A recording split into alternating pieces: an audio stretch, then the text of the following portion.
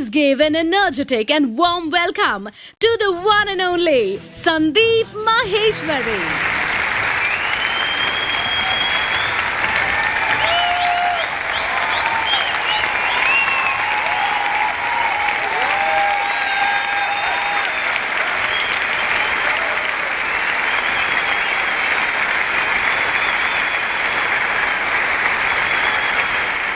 Good morning, everybody!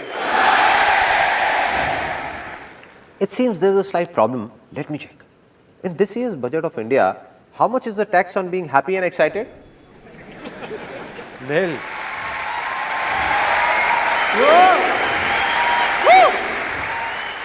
Let's try it once again with full of excitement and a lot of happiness.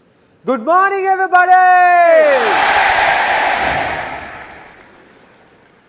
2.5 years ago, an MBA college in Pune invited me to give a speech. I prepared the speech, mucked it up for a month and was fully confident about it. No problem. I went there and when I saw 400-500 people sitting in front of the stage, I forgot everything. Blank. Didn't know what to do. Then I took that page out, the one with the speech written on it, and entered a room right behind the stage and started mugging it up as quickly as I could. Just then, a girl entered that room. She asked, "So what are you doing here? You have a speech to give." I said, "Yeah, I know, but I'm just fine-tuning it." She could sense what was going on. She asked, "So are you nervous?" I said, "Nah, do I look nervous? What are you saying?" She just folded her hands like this and asked, "So you're not nervous? Then what are you doing in the ladies' toilet?"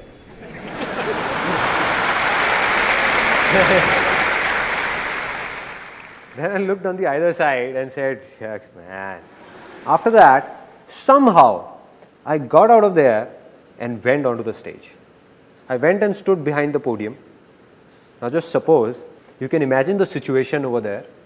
This is the podium and here I am, fully prepared. Good morning, everybody. My name is Sandeep Maheshwari and today I am going to talk about blank.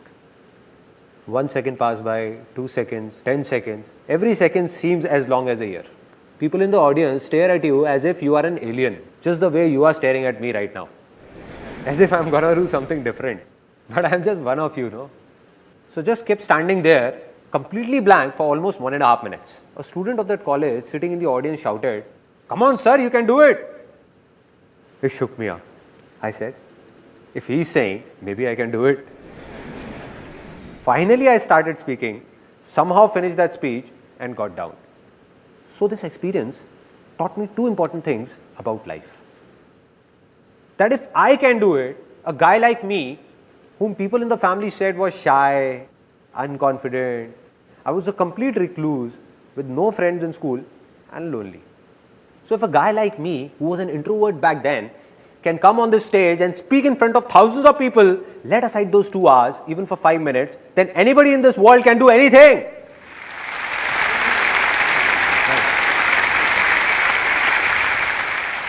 This was the first thing. And the second thing I learned made me swear to myself, never to mug up anything.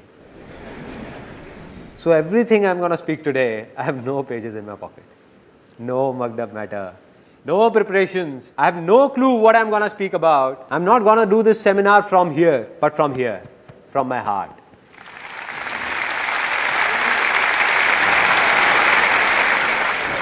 Anything I feel will be coming out directly. No filters in between. Nothing. Are you all excited? Now, your excitement level that was here has reached here. I'm going to make 3 such big commitments that your excitement level will surge from here up there, right through the roof. Okay, the first commitment, that this day is gonna be one of the biggest days of your life. One of the biggest days. And you won't be able to forget it, never. And I'm not only saying this, I'm making a commitment in front of thousands of people whom I don't even know. And even if a single person says that this day was not that big or was not that good, then he or she can let me know at the end of this seminar and I'm going to apologize to that person in front of everyone for wasting his or her time. This was the first commitment. Now the second commitment. A lot of you people sitting here would be thinking, Okay, there must be something in it for us, but tell me what's in it for you? Why are you doing all this? What's the catch? Wherever you would have seen the word free written, it has a small asterisk on top of it. Really small, the one nobody notices. And at the bottom, it is mentioned conditions apply. Similarly, there is a small asterisk that you missed. But at the bottom, it is mentioned no conditions apply.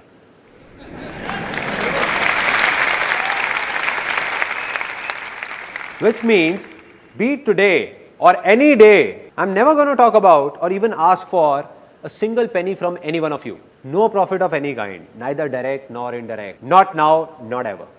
Never. There is no profit, but there is a reason, which you will know as this seminar moves further, that what is it, that what it is. And it's a big one. Final commitment, the third commitment. It's less of a commitment and more of a surprise that today, this seminar, this is the last seminar of my life, the last life-changing seminar. And there is a very big reason behind it, which I'm going to share with you at the end of this seminar, for this being my last seminar. Now, after making these big commitments, let me tell you in brief what's going to happen today. How many of you want to be successful? Yes. Now, out of these, how many believe that they are already successful? That's it. What's going on? I can prove right now, that all of you are very successful. How many of you know driving? Out of you, how many ride a two-wheeler? So all of you who ride a two-wheeler, like you said, where do you ride this two-wheeler? Delhi. In Delhi. And many of you in different parts of India. Now, what I can make out of this is that all these years, you have been driving two-wheelers on Indian roads and are still alive.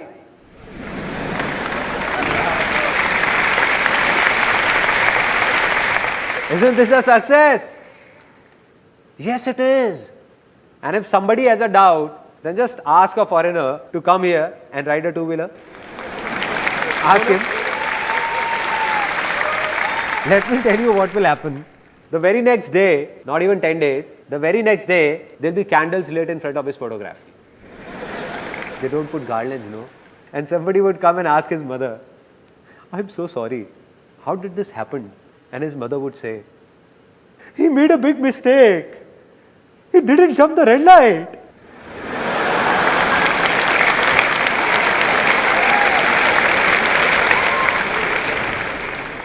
She would say, it's simple. Here nobody stops at the red light. People keep driving till the time the person from the other side whose signal is green doesn't make a gesture like this. Where are you, brother? Yeah. Till that time, don't stop, son, don't stop. Just keep driving. But he didn't understand all this. He applied brakes and stopped at the red light. He stopped, but the bus behind him didn't and took him along. Which means that in his own life, back in his own country, he might be very successful in many things, but driving in India, he failed and failed miserably. But you all are successful. So what is the problem? The problem is that with time, the definition of success changes. There was a time when driving was a success. Now after learning how to drive, definition changed. Getting a degree was a success, right? After that, it was to get a good job or do a business. That also happened. Then success was all about getting married. It's not right to laugh at other people's mistake. Well, anybody can make a mistake. So marriage also happened, which means that if I start making a list of things you all are successful in, the day will pass here itself. Even of a single person, you all are so successful. But the only problem is that you don't believe in it. Believe in it and you will realize it.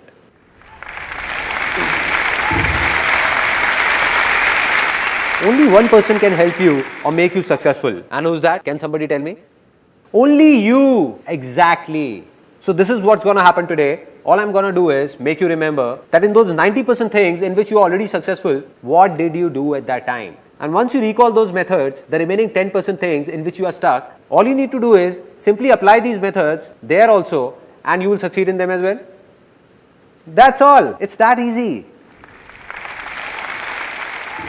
Now, there is a slight problem before we take this seminar forward, which I am not going to tell you, but show you, and you will tell me what the problem really is.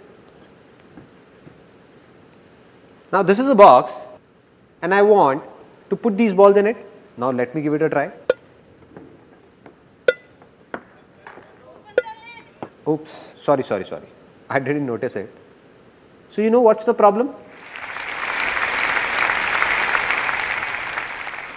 This box, imagine this box to be your mind, closed by a lid of your beliefs, everything that you would have heard and believed since childhood.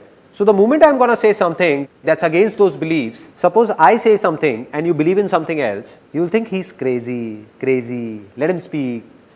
So, nothing's going to enter inside. So, what to do? Open up your mind so that something enters inside.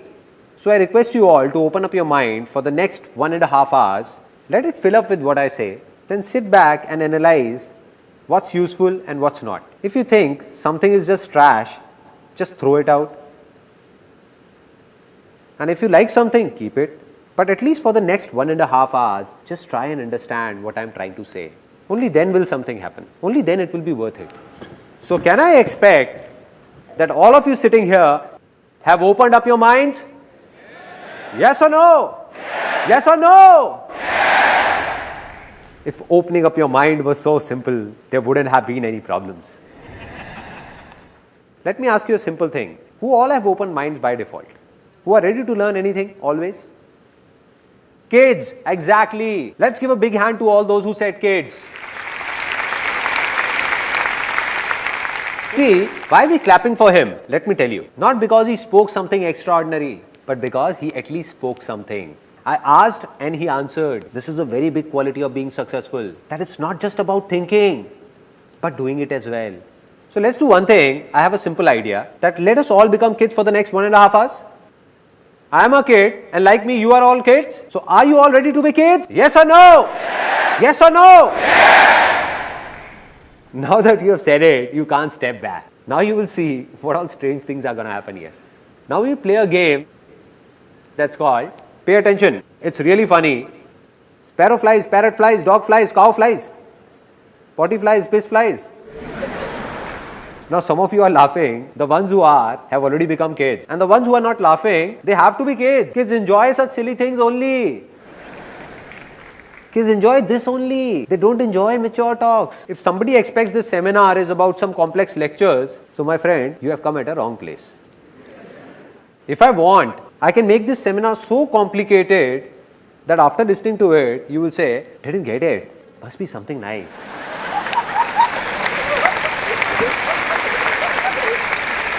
But no, what am I doing? I'm just sharing my life's experiences with you. My life is easy, so I'm going to tell you how is it easy, why is it easy, and how can you make your life easy, not complicated. So, I'm going to ask you a simple question, and if your answer is yes, then put your hands up. If it's no, keep your hand down, and if there is a doubt, then stick it up till here. Alright, simple. First question. How many of you are male? Oh, some have not raised their hands till now.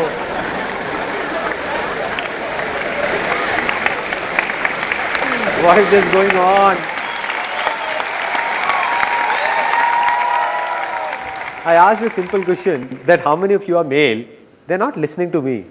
They started looking at the person next to them.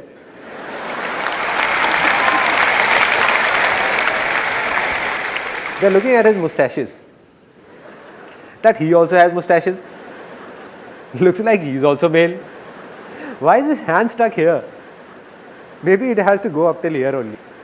It's a simple straight question, nothing complex. That for whom have you come here? For the person next to you, for me, or for yourself? For whom? So my dear brothers and sisters, except my wife. So anything you do has to be for yourself, not for me. not for the person next to you. Just forget about him and don't think about what he is thinking. The biggest problem is that we keep thinking what the person next to me is thinking, and the person next to you is also thinking what he is thinking. Exactly. Woo. Let's try it once more, this time faster. A simple question. Ready? How many of you are female? There is a gentleman sitting over there. His hand went up till here and then turned here.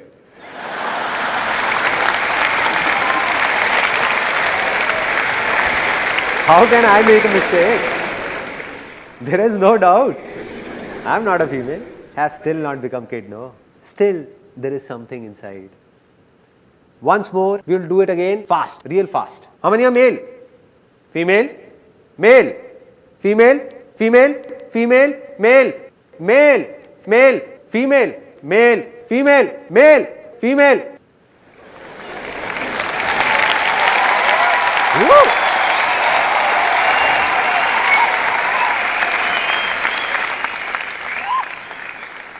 Now we all are enjoying, opening up a bit. Everyone, this is what needs to be done. So if you like something, laugh for yourself, not for me. The problem is that a lot of people, when at home, while playing with kids, are fine, but outside, don't know what happens in seminars, at public places. And then there are a lot of people who don't even laugh at home. Their laughter, struck by the hard times of life, gets stuck. It stops. So I have given a name to such a laughter, and that's constipation smile. Meaning, stuck up smile. They feel like laughing, but don't want to open their mouth. How will it come out? Let it out. Don't suppress your laughter. Let it out. Out. There is no point stopping it. No point. So do what you feel like doing, because this day is not going to come back. This day is not going to come back.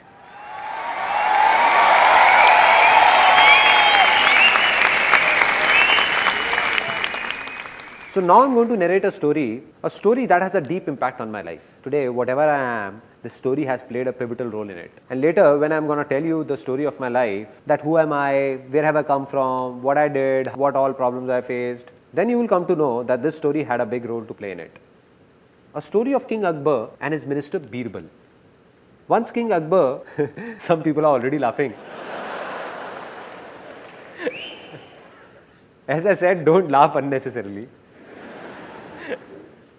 So King Akbar and Birbal's story.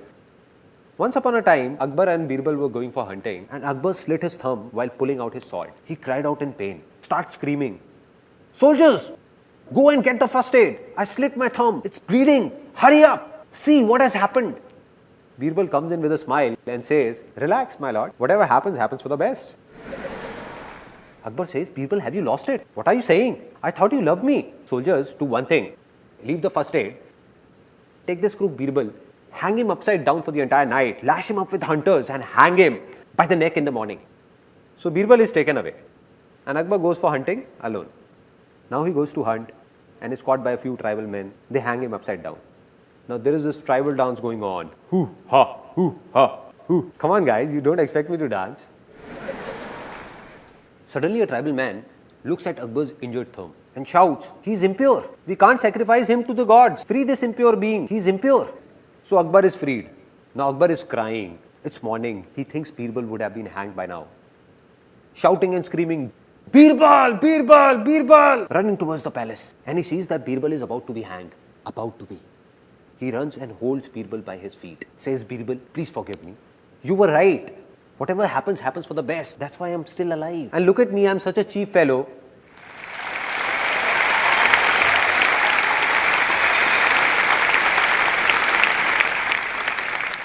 And look at me, I'm such a cheap fellow. What have I done to you?" But Birbal, all thrashed up, still insists, "No, my lord, whatever happens, happens for the best." Then Akbar, it's not over yet. Then Akbar, so Akbar is shocked. He says, "Birbal, are you nuts? What are you saying? What could be good in it for you?" He says that if I would have gone ahead with you, they would have sacrificed me instead.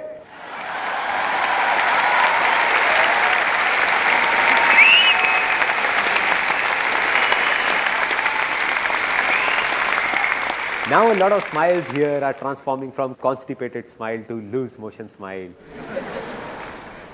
Flowing, flowing, let it flow, let it out, let it go wherever it want to. So what's the moral of this story? That whatever happens, happens for the best. So how many of you believe in luck?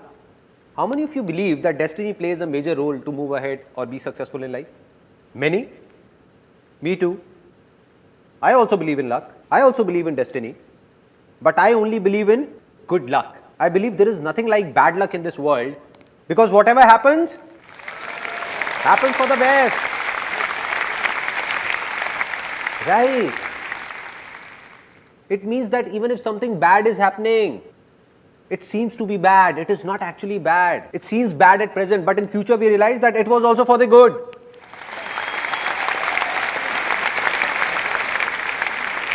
So are you all ready finally to see something, to listen to something that could be beyond your thoughts? Yes or no? Yes. Now see what could possibly be beyond your thoughts. This is the thing that I am talking about. Can all of you see it? No? How is it possible, man? How is it possible? In my hand, I am holding a row of 50 feet tall trees with thousands of leaves, countless fruits, and you can't see it? Some people can call them seeds also if they want to.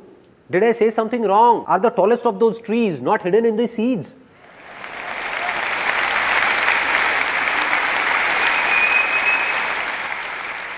Hidden inside but not visible. And this seed will become a tree if it gets water. If I put these seeds in water, will they all become trees? Land, and that too fertile land. If I take 1,000 of these and sow them in a barren land, nothing will happen. But sowed in a fertile land, all these seeds are trees. Simple. Just like this. Similarly, all of you who are sitting over here, I have already told you that you all are already successful in a lot of things and of a remaining few things that you want to be successful in. The seeds are inside you. That tree of success is hiding within you only. All it needs is a fertile land. Exactly. Now will somebody tell me what that fertile land is? Anybody? Environment? Thoughts? A lot of people over here are saying a lot of different things, but most of you, as I can hear, are saying thinking. It's not thinking. It's not positive thinking. We keep talking about positive thinking. If we have positive thinking, we will be successful. In a single day, in everyone's mind, it has been proven scientifically, more than 60,000 thoughts emerge. So anybody, no matter how big, how powerful, or how evolved, he cannot control his thoughts even if he wants to. So it doesn't make a difference what you think. It doesn't make a difference what you speak or listen to. All that matters is what you believe. Because what you believe, sooner or later you become.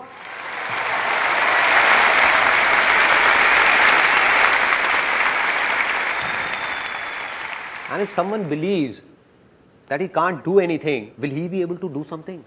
No, never. And if someone believes that I can do it, then nothing in this world can stop that person. Yes or no? Yes! So simple, so simple. So what am I saying? I'm saying something big that might hurt a few people. That all of you who are sitting here, more than 90% of you don't even have a land that's fertile enough to sow the seeds of success in. That very land is infertile. Strange to hear, na? Okay, I'll not comment on you, rather share my own experience. Till the time I turned 18, as a kid, I believed I could do anything. But by the time I started growing up, grew up, there came a stage in life where I believed that I'm good for nothing. Which means my land became infertile. So why did this happen?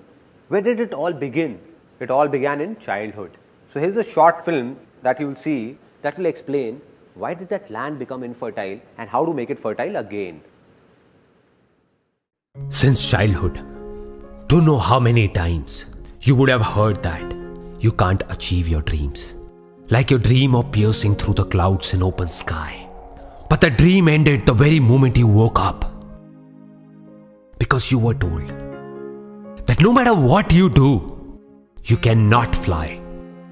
Just like me, you would have heard it a lot of times that life is not easy. Rather, it's very difficult. It's not a child's play. What if I tell you that all those people who told this to you were intentionally or unintentionally lying about it? And in this whole world, anybody who has been successful has done so by keeping that little kid inside him alive and not by killing him. That kid who is not afraid of dreaming, who learns to walk by falling again and again, who believes that he can do anything, who not only flies in his dreams but in reality as well. So are you ready to become a kid once again? Because being successful is not a man's task. Rather, it is a child's play.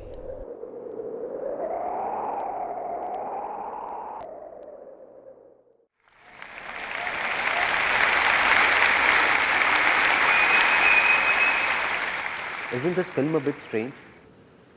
What we hear in our daily lives is a lot different. There, anybody who is successful or not successful says the same thing, that being successful is very difficult. One has to go through a lot of hardships, lot of pain. Like success is very, very hard to achieve.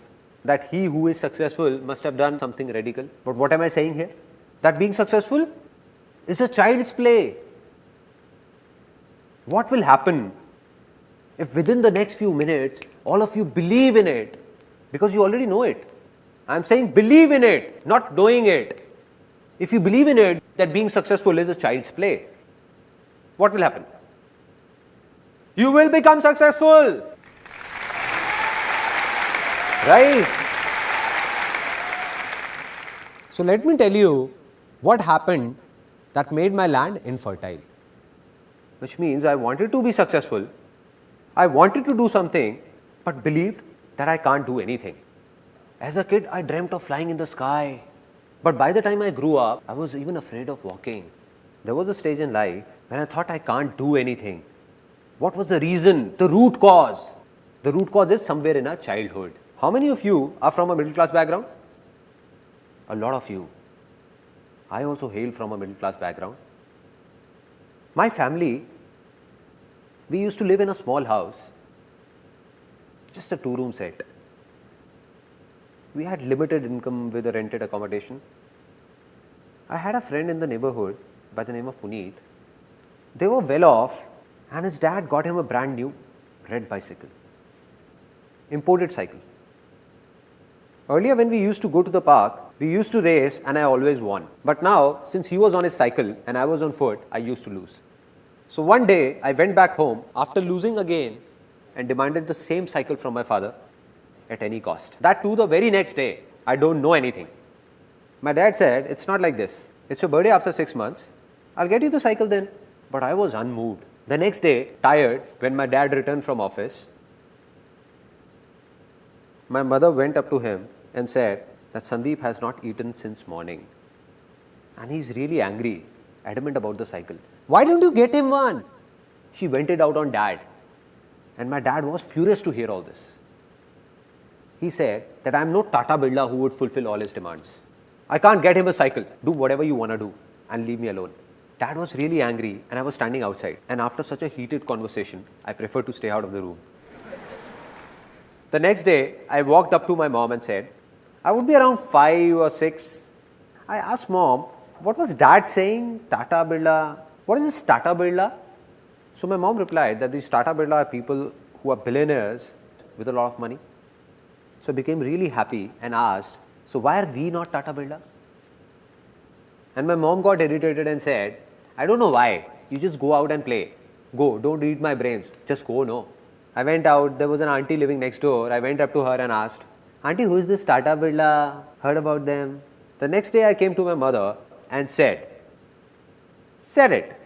Mom, when I grow up, I'll become Tata Birla. Till there, it was fine. Like every mom, she also encouraged me saying, why not? And she said, you will become Tata Birla. You will become Tata Birla. You will. One day you will. But the mistake she made was, right now my mother is sitting here. So what she did was, she told everyone in the family, all my uncles, aunts, friends and relatives, that Sandeep will become Tata Birla. My son will become Tata Birla. Now what happens, like if there is a marriage or an event in the family, when people get tired of singing and dancing, no, they need kids for entertainment. True? Right? Kids are called. Come here kid, come, recite a poem. Okay, tell us, do you like your dad more or mom? What happens? And everybody enjoys. In my family, they used to call me. So my aunt used to call me, oh Sandeep, come here. Yes auntie, what is it? And she used to tell everyone, just wait, look, he'll speak. Now, with everyone eagerly looking at me, then she used to ask, Sandeep, what will you become when you grow up? And I stood there feeling shy, looking down, really shy. She prompted me again, speak up baby, speak up. Don't be shy, speak up. Tata Birla. Saying this, I would run away. And they used to laugh and call me later, kissing me, hugging me, and they used to say, ay, such a cute kid. Why not? He will become Tata Birla one day. You'll know once he grows up. Innocent kid. If a kid from a middle class background says that he will become a billionaire, what will happen? People will laugh at him, no? Because we can't accept these things. And that's what happened. Everybody used to make fun of me. All of them. They thought he's just a kid. What difference does it make to him? He's just a kid, no. They were wrong. Because a kid understands everything. He doesn't understand a joke, but he understands when others are making a joke out of him. I didn't know what's Tata Birla, but I knew that everyone is making fun of me.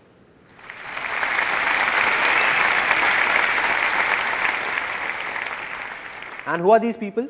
The same people who are my family, the ones I trust, who are dear to me. So I thought that if all of them are saying, then maybe they are right. How would I know? I'm just a kid. And by the time I grew up, there were many such incidents and talks. So by the time I turned 18, all I desired was a salary of 10 to 15,000 rupees. That's it. I still remember when I was 18 or 19, I went to someone for a suggestion. Every family has a person or two whose advice everyone seeks, right? Isn't it? Some of you are laughing. It seems they got the same advice as I did. So I went fully prepared, thinking that I'm going to this influential person, and if I goof up anywhere, then my family is not going to support me. So I went fully prepared for it. Fully prepared, thinking what he might ask. He asked me 10 things, saying, what if this happens? What if this? What if this? What if this? Since I was fully prepared, I said that if this then this, if this then this, if this then this. When I answered all his questions, he said that, listen kid, all this you're saying is very impractical and it can't be done. And I asked, why can't it be done? Can you please explain why can't it be done? He got irritated because he was at a position where a kid who was a nobody came and questioned him that why is it not possible? So his ego took a hit and he said that, listen boy, you don't know anything about it. It's easy to say but very difficult to do. How many of you have heard this dialogue? Everyone. And that too, how many times? Have you ever wondered the impact of this simple dialogue on our minds? Or on that land that I was talking about? This word difficult is also a seed.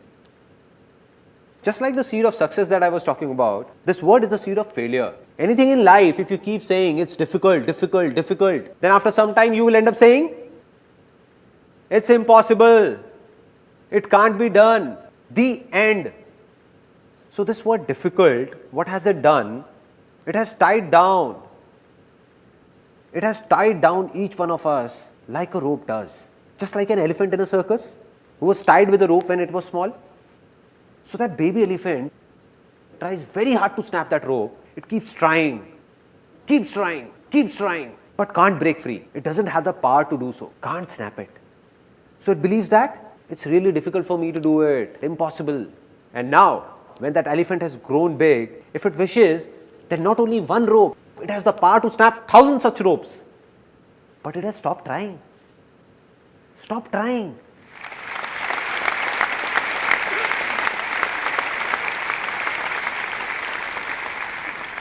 If someone sneaks in and whispers in that elephant's ear, that dude, you have the power. Just give it a shot. You can do it.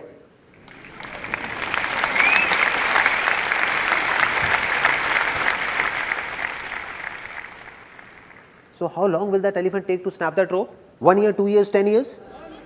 1 second. Not even 1 second. This is what happens. All those beliefs which are based on a lie take years to be formed, but snap in a second. Second.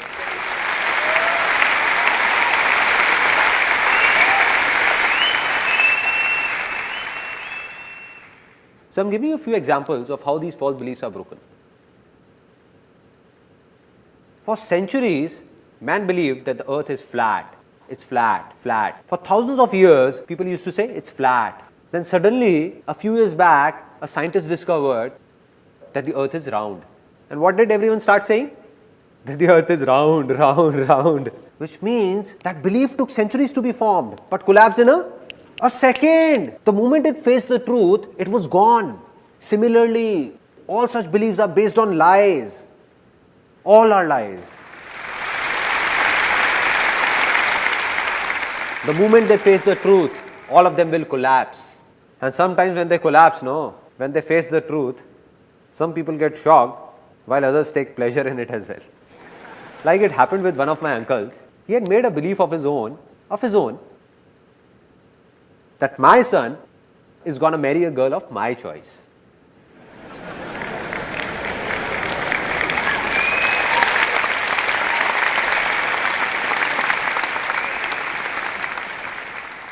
The sons are clapping, but fathers, anyhow. Now what happened? It was his own belief, but it's not true. This is not truth. So what's the truth? What's the difference between truth and lie? The truth is that fire is going to burn you. No matter whether you are an Indian, American, Australian or whoever, fire will burn you, and that's true. But every son will marry a girl of his father's choice is not true. Not true. Not at all true. He just formed it. So what happened? He made a complete plan that as my son grows, I'll do this, this and this to find a suitable girl. And there was another thing in it that I'll make him do MBA from London. And once he does MBA from London, it will look nice on his biodata for marriage that the guy has done MBA from London. So that guy was sent to London to do MBA. And when he came back to India, he got married, and that too, to a guy.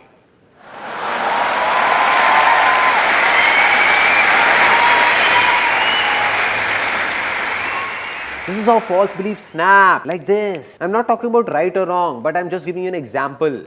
How these beliefs shatter. And in the same way, all your beliefs formed by you, which are stopping you from moving ahead, that have made your land infertile, are going to be shattered in the next 20 minutes. All of them. All of them. All of them.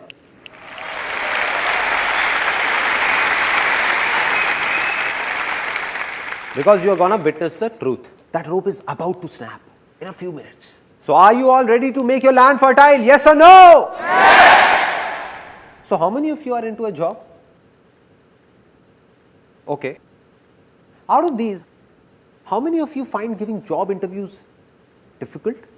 Going for an interview gives you nightmares. Okay. So many of you.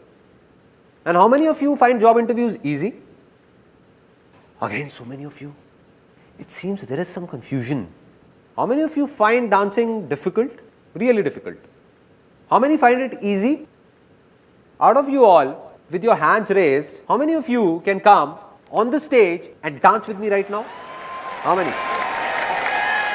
Oh, so many.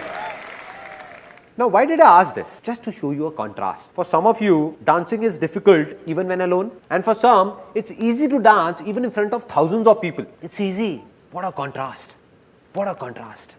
Similarly, how many of you find doing business difficult? Business as a name sounds difficult. Difficult? How many find it easy? Easy, huh? Now, there is an interesting saying in India that I can't relate to, that in today's time, doing business is very difficult. Now, I don't understand that when did this today's time start and when will it end?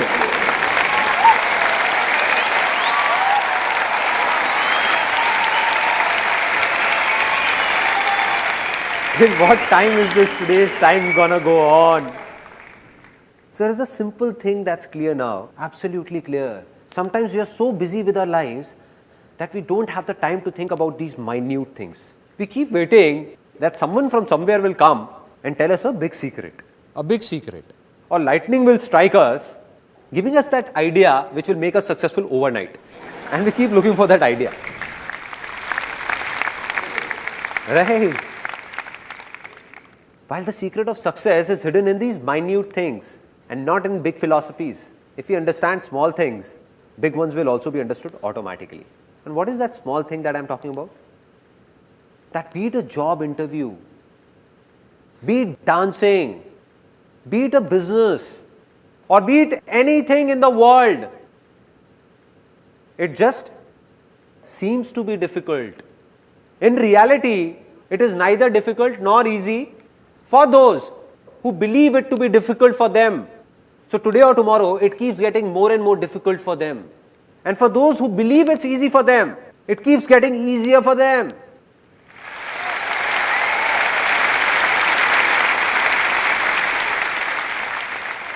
So there are a few things that seem easy to you. So they are easy for you. No need to do anything because they are easy. But a few things are difficult for you.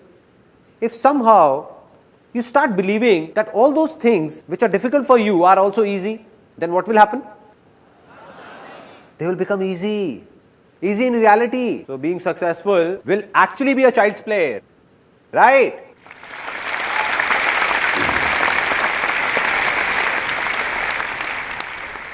Now, let's get down to the basics, the roots, and see what is really happening down there. That all these beliefs, from where are these being formed? All these false beliefs, how were they formed? Till the time we understand this, how will we break them? Now, out of you, how many of you have heard, see no evil, say no evil, hear no evil? Everyone. I believe that if you really want to be successful, then you have to do something else and not this. With due respect to Gandhiji, I don't agree with him. Why? I'm saying such a big thing. Why don't I agree with him? Why not? Can you please close your eyes for a few seconds? All of you? Eyes just above your nose? Alright. Now do as I say.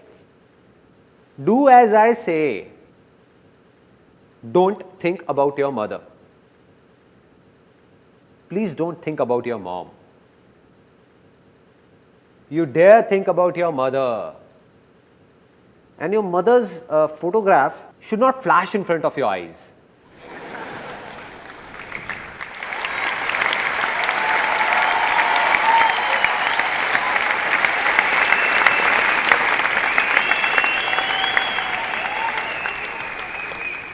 What all was happening? How many were thinking about their father? I was saying, don't think, don't think. But even then you were thinking just about her. See, here is an interesting fact that how does a mind work? See, our mind cannot think in words. It can only think in images. It can only think in pictures. For example, I am saying terrorist. Whose image comes in your mind? Kasab. Osama bin Laden. Nobody is saying wife, right? Don't you dare.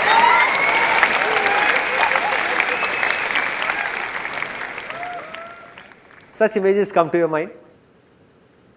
Mother Teresa. What came in the mind? A good image. Peace, right? Zupta. Any image in the mind? ZXY. Any image in the mind? ZXY. Any image? No? Nothing? It means that our mind can't think in alphabets. It can't think in words. It can only think in pictures. Pictures.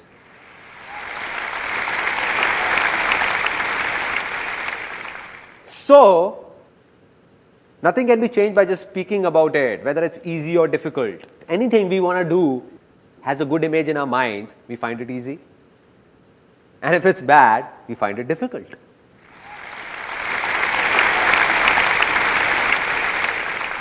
Now, I'll tell you about a very interesting experience of my life When I was a kid, I didn't know about all this, because of which created a lot of embarrassing situations for me. As a kid, I loved beating up my younger sister. She's also here today. Hi there. So I enjoyed beating her up a lot, very much. And whenever I would beat her up, she would exaggerate and tell my dad about it. Means, she would say, I got a real beating. Oh dad, he hit me here, he hit me there. I got a real beating. Dad would have just returned from office, all tired, irritated, and he would start every day, regularly, almost every day. Are you an idiot? Is your mind full of trash or what? Don't you understand? How many times have I told you not to hit your little sister? Not with your leg. She is considered to be the goddess of wealth.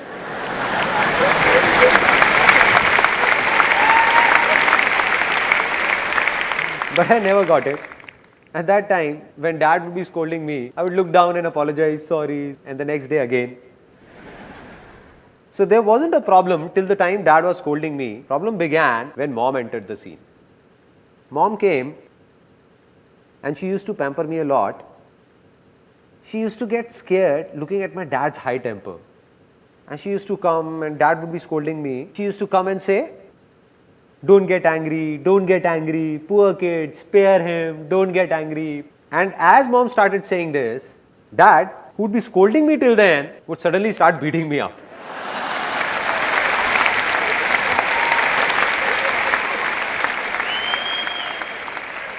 I used to think, Mom, why did you have to be here? Why did you have to be here?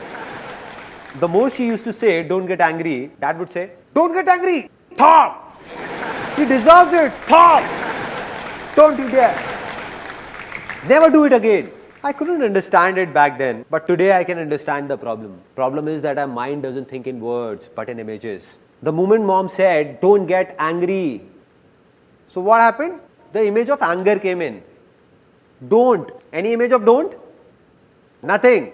Get. Yes, do it. So,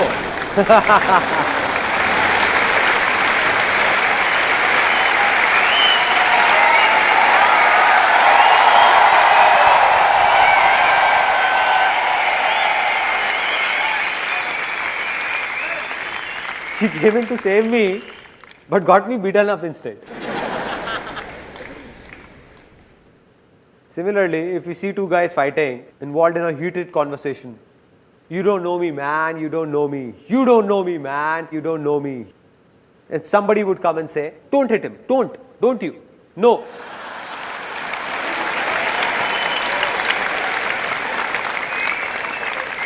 Not this brick, no. He picks up the brick and bang, bang, bang. So, I say, see no evil, say no evil, hear no evil. If this is not to be done, then what else needs to be done? Very simple.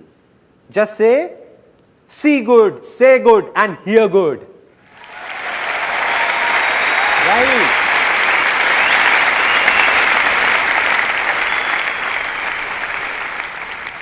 But it is also not something new. Everyone knows about it.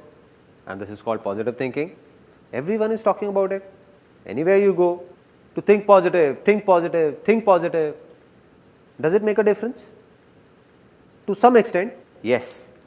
To some extent. Because positive thinking is like allopathy and not Ayurveda. It's a temporary relief. What does allopathy say? If you have a problem, take a medicine and cure it. Medicine and cure. What does Ayurveda say? That you make your body so healthy that you don't need to take medicines at all. That's the difference. You will read a positive book or go to a pleasant place, the effect will last for some time. It's absolutely true, and it applies for this seminar as well. That its effect will last only for some time. A few hours, a few days, or maybe a few months.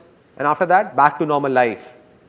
Back. And what's the reason? I've already told you that anybody, no matter how evolved, he can't control his thoughts because in a single day, more than 60,000 thoughts cross by. And if you seriously want to do positive thinking practically, see, here is an interesting fact. Then either you have to go to a mountain and leave this world. No newspaper, no television, no talks, nothing at all. Just go there and control your thoughts. This one is positive, nice. This one is negative, oh no, negative. So, I do believe in positive thinking, but not that much. It has its own role, but a very small one. It can't remove problems from the roots. The second solution is that there are a lot of negative words in the dictionary. Remove them all from your vocabulary. Means you don't have to speak them. Because if you only speak positive words, something good will happen with you. But are these two things practically doable? Is there someone who says I can control all my thoughts? Anybody? So what needs to be done? What's the solution? It's simple. If I tell you to let those negative words in the dictionary be, don't remove them. Don't control your thoughts as well. Just take one word that is the root cause of all your problems and failures. The root cause.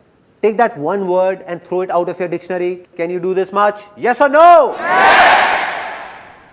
Okay, for anyone, be it us in India or someone in America or Canada or anyone in any corner of this world, what is the biggest success of life for them? The biggest. Name, fame, money, happiness, health. Absolutely. Let's give a big hand for him.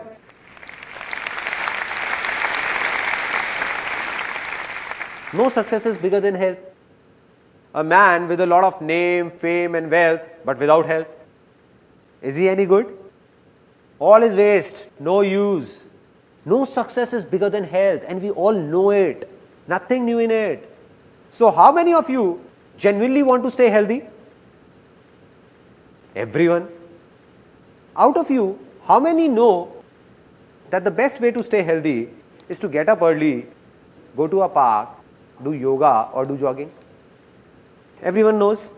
So now how many of you are actually regular? That's it.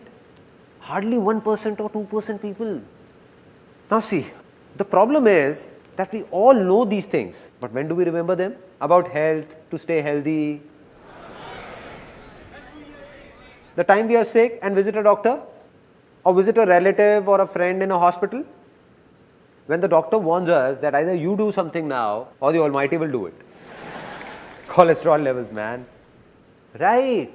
And then suddenly we wake up saying something needs to be done now. And from that very day, you make up your mind that from tomorrow morning 6 o'clock, I am going. Everything is planned. Left office on time. Thinking I have to go, I have to go, have to go, have to go, have to go. It's around 10:30 in the night and you're feeling sleepy, trying to sleep, lying down, eyes closed. You know to wake up early, you need to sleep early. Just then, you heard your famous TV soaps tune.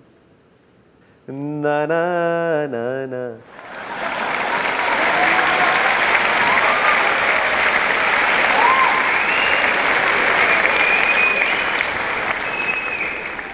And the mind got lured towards it. You got out of bed. Okay. You got out of bed saying, half an hour hardly matters. Let me watch it. And sat in front of the TV. Relaxing, relaxed, mood changed. All that health mantra is gone. Forgotten. It's around 11 o'clock, now again surfing channels, got freshened up, and by the time you came back in bed, it's 12 a.m. It's 12 o'clock.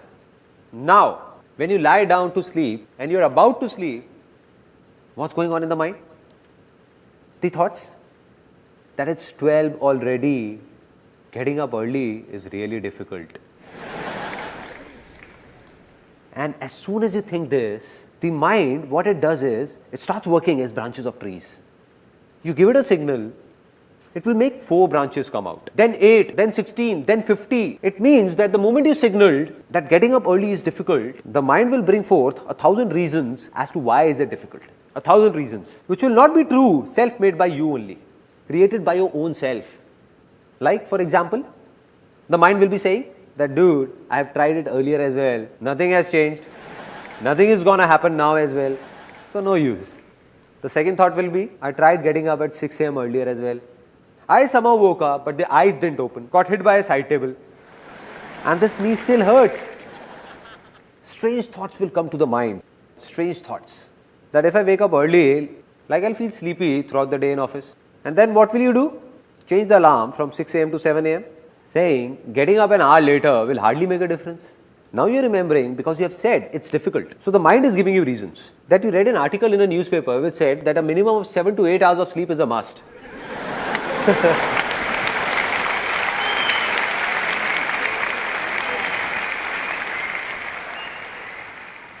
Apart from this, some people's reasons are even stranger.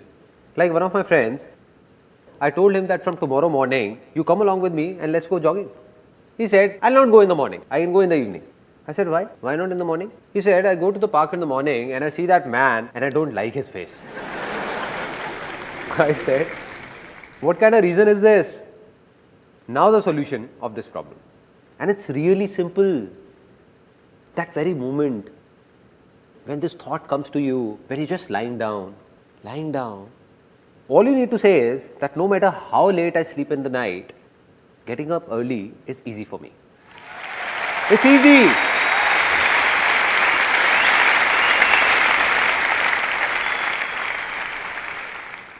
Now you know what will happen? Really? The moment you will say it's easy, a voice inside you will say, are you crazy or what? How is it easy? Because we aren't used to it. Then you will say it for the second time, it's easy. Then for the third time, it's easy. Getting up early is easy. The moment you say it 3-4 times, your mind will give you 1,000 reasons that will prove it's easy. It will go in the opposite direction.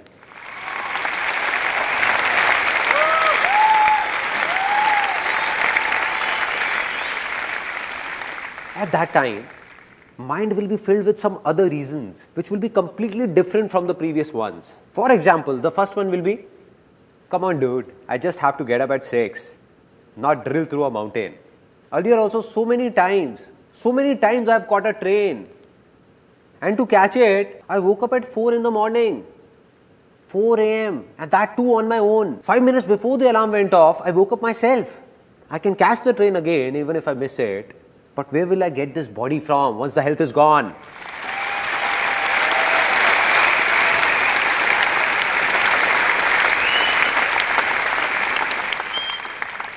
Can you make out the difference? The difference between positive thinking and this? In positive thinking, someone from outside is trying to make you positive and the negative thoughts inside you are stopping him. The moment you say it's easy, you're yourself trying to be positive.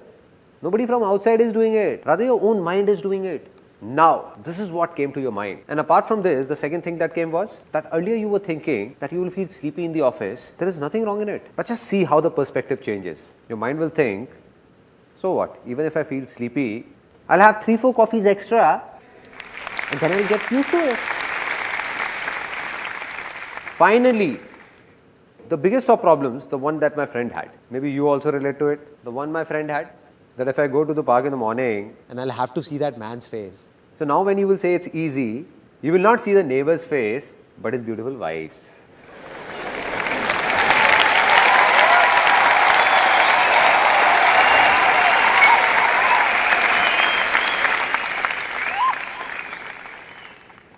It's that simple.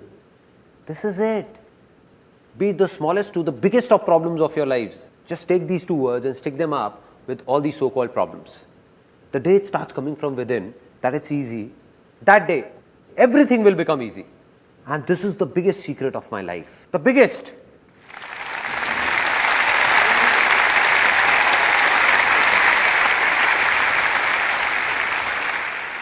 There was a stage in my life when I thought that I'm good for nothing. I can't do anything. Nothing at all. Went to a call center for an interview, don't know where all I went, did what not, but didn't get a job. It was a stage that if someone would have offered me 6,000 rupees for which I would have to work for 12 hours, slogging for the entire day, doing heavy loading jobs, I was ready. There were such major problems in my life. At that very time, an exactly similar moment came in my life. The same moment that's going to come in your lives in some time. When I watched someone, just the way you are watching me now, I saw someone who appeared to be just like me. Exactly like me. 2 eyes, 1 nose, 2 ears.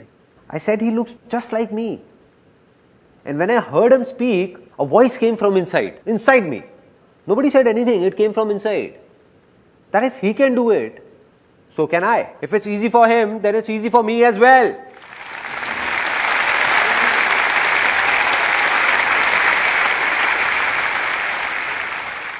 Finally, the moment has come to decide. Because I believe that if nothing has changed, then nothing will change. Although you all have come here, but if you don't make a commitment to yourself, or don't try to change yourself, then nothing will change when you step out of here. Nothing different. Just a good time pass and finished. So it's time to make a commitment to yourself. Take a decision to change yourself. You have two options. First, there are a kind of people in this world who themselves keep making the smallest of their problems, their troubles, bigger and bigger, and keep complaining. There are a lot of such people, and there is nothing wrong in this. All we need to do is understand that if we are like these people, only then will we be able to change ourselves. But if we don't accept it and say, no, I'm not like this, then you will be like this only, like you have always been. Second option, this was the first option. Second option is those people, and there are millions of people like this, who themselves make the biggest of troubles of their lives really easy, thinking of them as nothing and always be happy.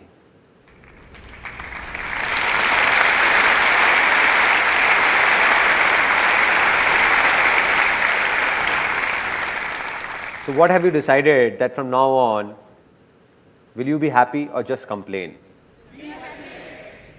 Now, the moment I was talking about has arrived. I'm going to ask you a question from the bottom of my heart, and the ones whose inner voice comes out, for them, the land has become fertile. Fertile. Anything that was past has passed.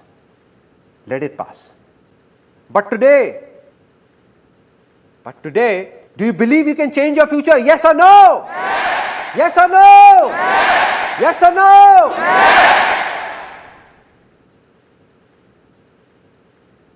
Let's celebrate. This is a very big moment.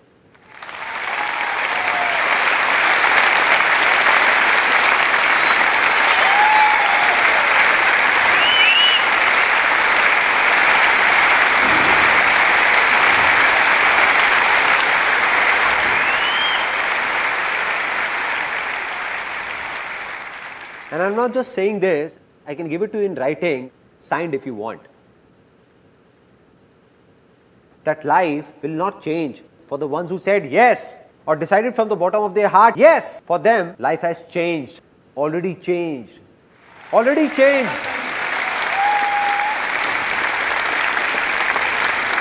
The land has become fertile, done.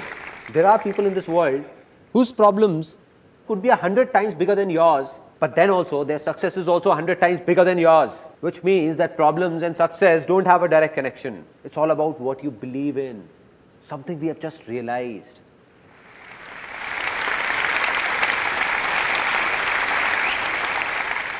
Now, just a small task to do. The land has become fertile, but no matter how fertile a land, if you don't take good care of it, what will happen?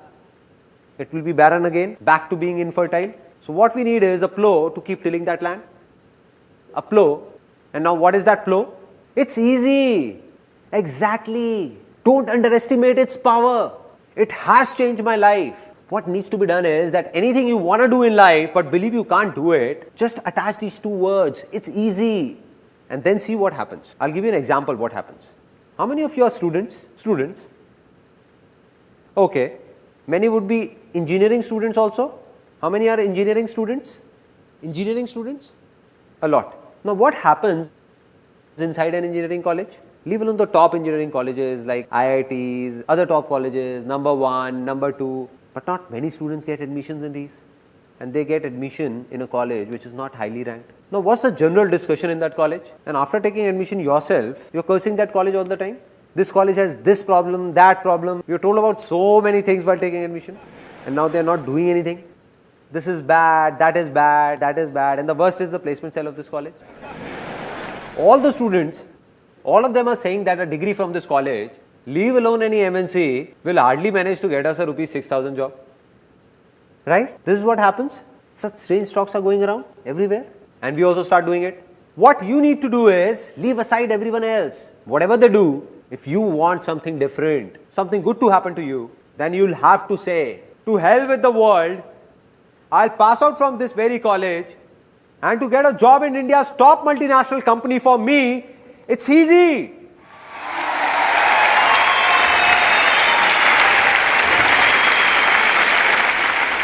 Right? Let those 99% people say it's difficult. Let them do a 6,000 rupee job. Let them fight over it. I'll get into a top company. Now what will happen when you say this? From outside, you will say it's easy, but the inner voice will say it's difficult. Again from outside, you will say it's easy, but the inner voice will repel, saying it's difficult. The day your inner voice says it's easy, inner voice from here, that yes, it's easy for me to get a job in that company, within some time, I can guarantee this, you will be sitting in that company.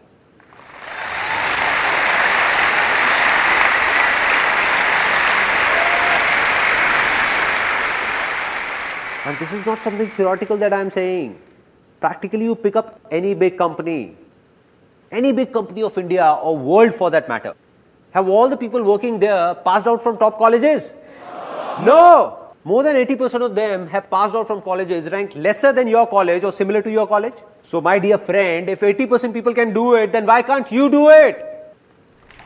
Right?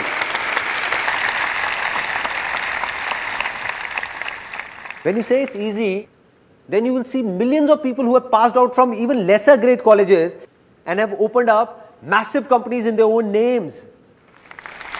Right? Now, till here it's clear, our land is fertile, we have got a plow, but if we keep sitting and just say, it's easy, will something happen? Nothing will happen. Means something needs to be done. It's time to do something, to decide what needs to be done.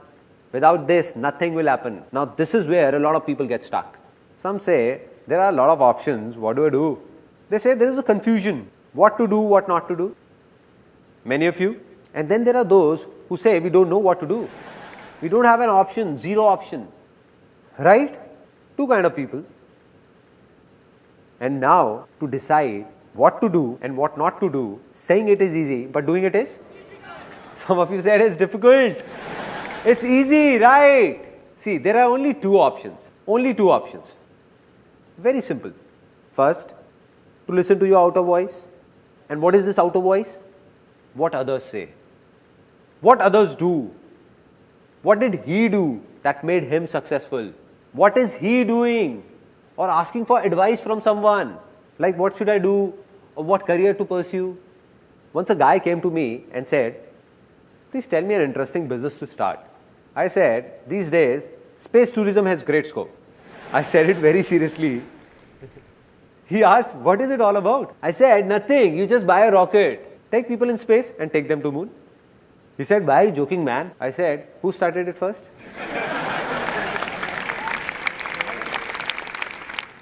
So what's the second option? The first one is outer voice and the second one is listen to your inner voice. Inner voice, whether you call it your soul's calling, your desire or call it anything, but listen to your inner voice. And the day you listen to it, no, that's it. You don't need anything. A simple example, real life incident of every house. There is a kid who has just one passion, to open up and reassemble his toy cars. Open up and reassemble, open up and reassemble. That's it. And that's all he enjoys, nothing else. Now gradually as he grows up, now he's fond of computers. He keeps opening and reassembling them. TV, electronics. Now he turns 18 and it's time to take a call. What to do and what not to do. Now his inner voice says, go for engineering. But everyone around said, that son, don't go for engineering, there is no scope in it. And he was told that, listen son, you go for chartered accountancy, CA. But why CA? An interesting point.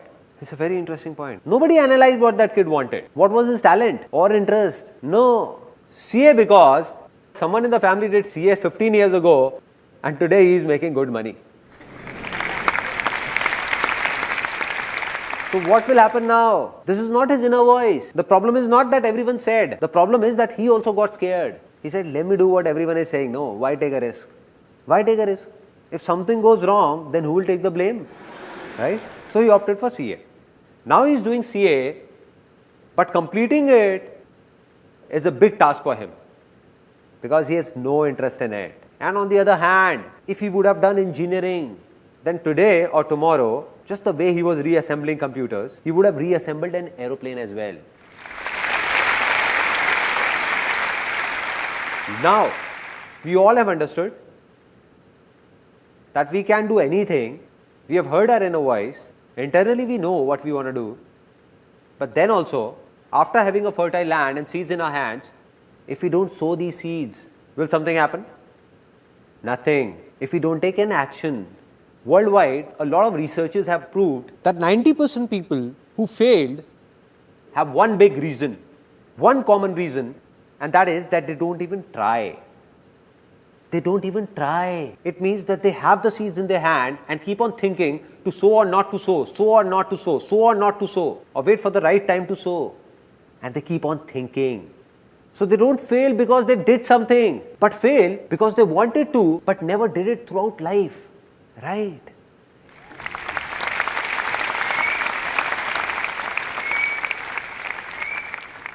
Now we understand that the problem is not taking an action.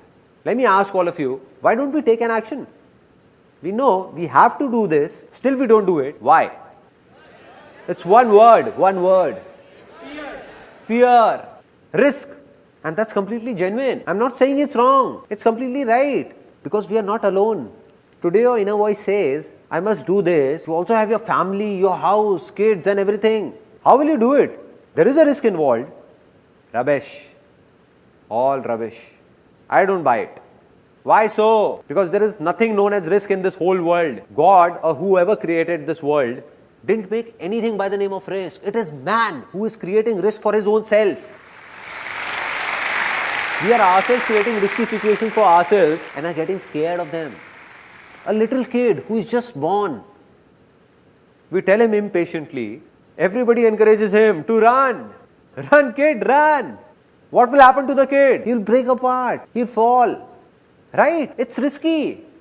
But if that kid is given time and he is told to start by crawling, slowly, slowly, then walk holding a finger, then walk and then run. Is there a risk then? Not at all. Yes or no? No. Here is an interesting thing that happened with me 5 years ago. One of my friends came who had done MBA finance. I asked, what's up man? He said, nothing man, it all looks fit, but life is shit. I said, what happened? He was actually very tense. He said, I'm not happy. The 9 or 10 hours in office are so suffocating. I have no interest in this finance field, no. And it's really bad, and by the time I come home, I take all my frustration out on my wife and everybody. I just lose it and get irritated. I said, okay, it seems that you need to do something else or think of something else. So he said, that's why I have come to you. And I asked, what have you thought of? He said, man, but will you be willing to help me? I said, come on man, just say it. I'll do whatever I can. So he said, I think I should learn photography just the way you did. Will you teach me? I said, that is fine, I'll teach you, but why do you want to do photography leaving finance aside? Why photography? Any reason? He said, because you do photography and stay very happy. I said, great, so it's decided. You come to my studio from tomorrow, I teach you photography. But do one more thing from tonight, start eating bitter gourd as well. Some fresh bitter gourds, nicely cooked. He said, what are you saying man? I said, it's clear, no, it's clear. I stay happy by eating bitter gourds as well. So do everything that I like to do.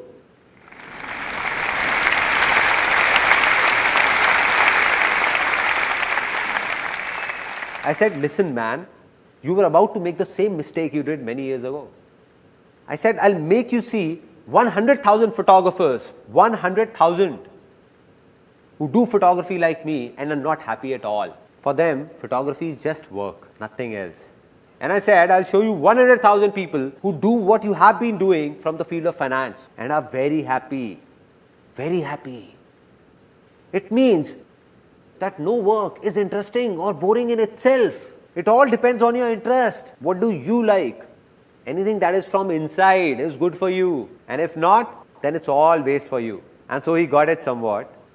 He said that I don't get it. All this inner voice thing and what all you say.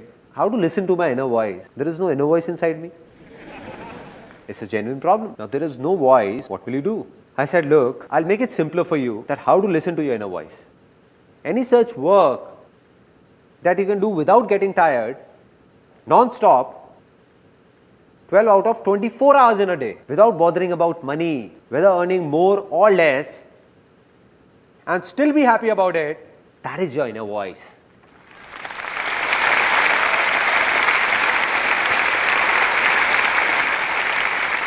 So he smiled a bit. I saw his eyes lit up. He smiled and said, "This is great, man. But there is only one such work that I can do for 12 out of 24 hours. I said, "What is it?" He said, "I am very fond of eating." I walked up to him and touching his bulging tummy, I said, "Well, I can see that."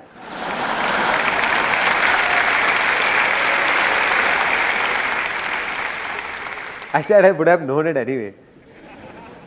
He said, "Come on, man, I'm serious." I said, "Okay, tell me now." He said, "What I mean to say is that I'm not just fond of eating, but cooking as well. Cooking is something I can do for 24 hours. Everyone at home makes fun of me. Why do you keep roaming like a cook? But I just love cooking." I said, "Cool, so do something related to cooking. What's the problem? Do it." He said, "Yeah, man, thanks for the idea." I said, "I didn't give it to you. You gave it to yourself." So he said, "Now what I'll do is, you wait and watch. Now I'll open a big restaurant in a big shopping mall." So I asked, "How will you go about it? Buy a space or take it on rent?" He said, "Come on, man, you know I don't have that much money to buy a space. Obviously, rent is the only option." I said, "Okay, take it on rent. Still, it's not a big investment, no? Just assume the rent of a big restaurant in a big shopping mall, like 200,000 rupees as rent. Just 5 million rupees is all you need. You must be having that much on you. Just calculate, no?" He started calculating all my savings from here and there, taking from dad, borrowing it from friends. 3 to 4,100 rupees I can manage. I said, "Great, man, you're just about there." "Great, man." "Okay, 3 to 400,000 rupees from here. And what about the remaining money?" He thought a lot and said, "I think dad won't mortgage the home for it."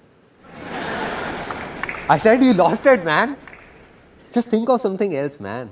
He said, "I'll make a proposal of my restaurant and go to a bank for a loan. And I'm sure I'm going to get one." I smiled. I smiled and said, "My brother, bank only lends money to those who actually don't need that money." Right.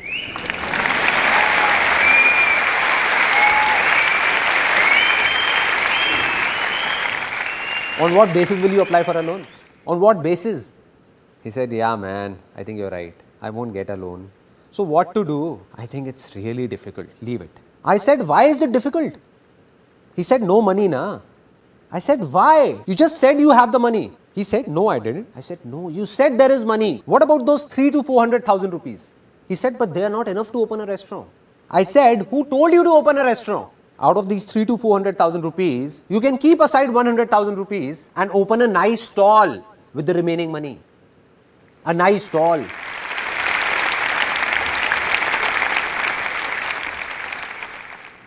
He said, "Come on, man.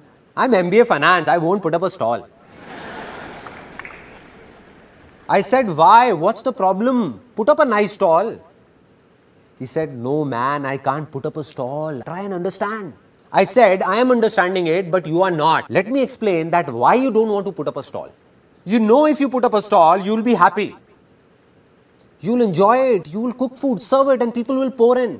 And today or tomorrow, you will open up a big restaurant as well from that stall. And you know it. But then also you won't do it. You know why? Because you are thinking that what will my father-in-law say that I got my daughter married to an MBA finance and he has put up a roadside stall." Right?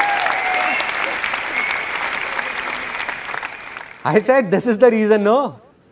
That what will he think? What will your family think? What will your wife think? What will everyone think?" Great, keep thinking. He said, "Yeah, man, you are right. But still, I can't put up a stall. Not a stall." Now, this is a big problem. Everyone's falling prey to what will people say. What are they? The biggest problem. The biggest. I asked, "Do you remember what happened when I started photography?" At that time, the whole world laughed on me. The whole world. Including my family, my relatives, even my friends.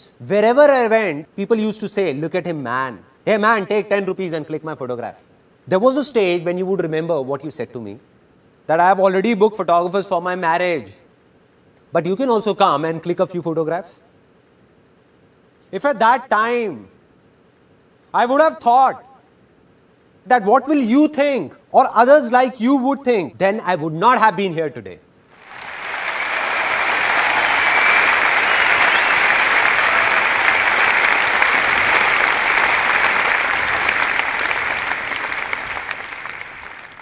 I said those people can go to hell. Whatever everybody thought of me, I didn't care. That's why I've reached here.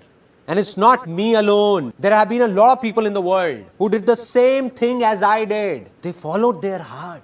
That means they listened to their inner voice and took small steps. Small steps. Didn't take a big leap. But we all try to start with a big jump. That I'll do this and I'll do that. What's the problem, man? Do whatever you want to do today. And that too from the smallest possible level. And then see who stops you. Nobody will be able to. Nobody.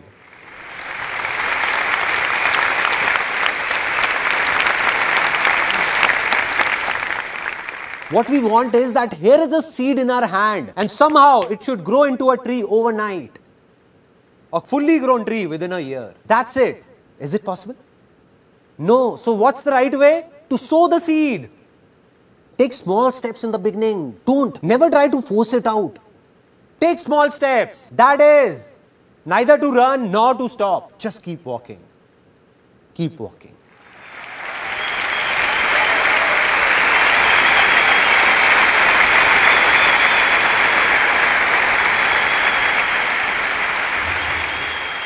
Now there'll be only one glitch in your way ahead, where a lot of people get stuck. Which means that if you do as told, then you will earn money for sure. In anything you do, you will earn money, but will you be successful?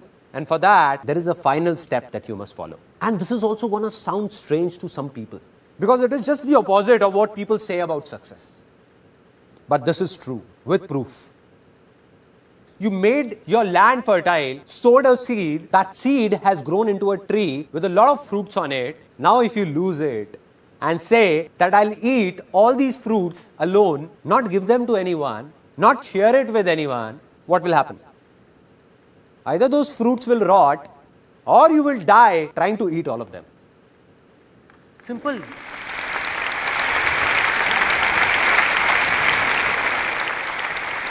Now here's a story that has a deep impact on my life. Two farmers in a village used to do similar kind of work. Both died and went to God. When they reached, God asked them, so tell me sons, what do you want to be next? What do you want? So the first farmer, full of frustration and anger, started complaining, what God, what a pathetic life you had given me. I had nothing on me, nothing. Look at what you did to me. Whole life passed working like that ox in the field, working. Whatever I earned, people used to take it from me. Nothing stayed with me. Nothing stayed with me. So God, in my next life, please make sure that I don't have to give anything to anyone. Rather, everyone should give me money from everywhere. Everywhere. God said, so be it, son, go. The second one came, God asked, what do you want? He said, God, you gave me so much. I have nothing more to ask for. A good family, a nice work, a nice village, no shortage of food ever. I never slept hungry. But there was just this one thing missing in life. At times, a few hungry people used to come to my door asking for something. Just do something that nobody should go hungry from my door.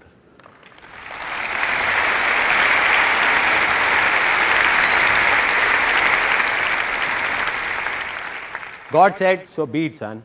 Go, son. Both of them were reborn in the same village. Both of them grew up. The first man who said that everyone should give me, and I don't have to give anything to anyone. So this man became the biggest beggar. I'll not give it to anyone. Everyone should just give me. And the second man who said he didn't want anything but just to feed the hungry, he became the richest man of that village. The richest.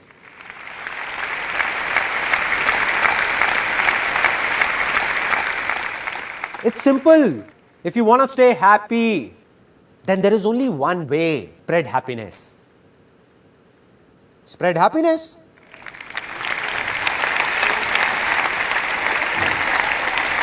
It's so easy, no? There is no other way. You keep staring at someone with anger and expect him to give you happiness. How is it possible? How is it possible? How will anyone make you happy? How will he? If you keep on fighting, then the other person will also fight with you. Out of all the husbands sitting here, how many want their wives to respect them? All of you. Then there is only one way. Respect your wife. That's it. There is no other way. No other way. We want it, but we don't give it. We want love, but we don't give it. We want everything. We want that we must get everything. Now I'm going to say something that's going to shake up a lot of people. Really shake them up. Now how many people wish to have a lot of money over here? Then there is only one way to get it. Give money.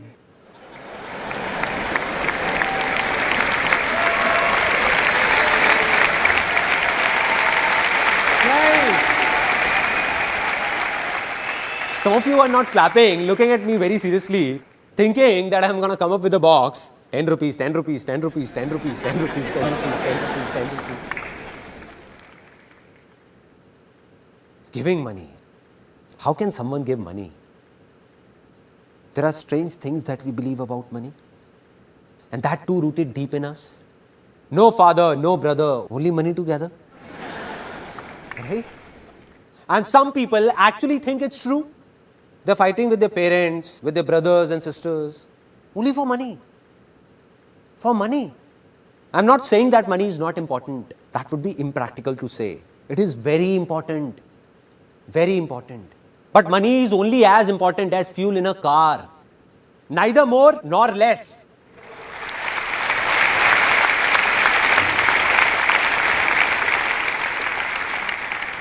Without money, the car of your life won't go on. This is true.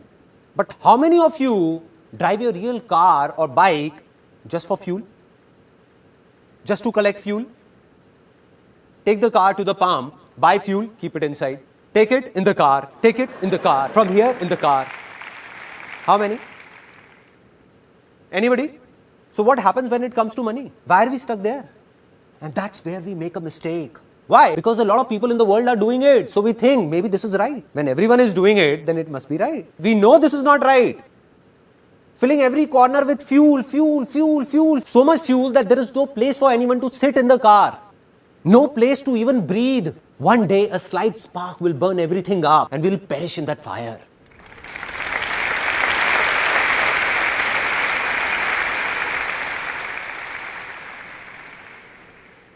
It's going on, no? People are burning. They might be successful in everybody's eyes, but not in their own. And this is no theory. If on one side we have somebody for whom money is everything, who is very selfish and he has a lot of money, a lot, but he has only money, nothing else. No happiness, nothing at all. Neither does he give happiness nor gets happiness. And on the other side is someone who might not have that much money, but he believes in just one thing, spreading happiness in this world. So man like him who is spreading happiness in this world, even if he has less money, he is 1,000 times more successful than all those millionaires. 1,000 times. This is called real success. And on the other hand, make those people come and stand here who might have a lot of money, but don't have the courage to give, courage to share, to be happy, to give happiness and smiles. They can't look into anyone's eyes and say that they are successful. They can't. The world says they are, but they are not. Now let's talk about how it works practically. The sharing logic. There was a stage in my life when I was doing photography and I used to do everything myself. I was the office boy, I was the cleaner, and there was a small studio in one corner of my house. Had put a table chair over there. Used to serve water to people, did photography, counseled people, talked to them. And I realized that I won't be able to do it all by myself. So I recruited a female on somebody's reference and a female joined. Now when that female came for the job, she asked for 10,000 rupees as salary I can't give you 10,000 rupees, but 8,000 rupees is fine with me. So she joined. And within 2 months of when she joined, work started increasing at a good pace. After 2-3 months, I thought that presently I earn 20 to 25,000 rupees a month, out of which this girl only takes 8,000 rupees. I have no sense. So I told her politely that I can't give you 8,000 rupees, but 6,000 rupees is fine with me. Do it or not, your choice. And she left. After she left, for 1 complete year after that, I was stuck where I was, couldn't move ahead a single step, even a single step. Anybody, anywhere in this world, if he says that he can do everything alone, then he is lying. He needs people to help him out. But why will anyone help somebody else before helping his own self? So he will help you only if you will also think of helping him. Simple.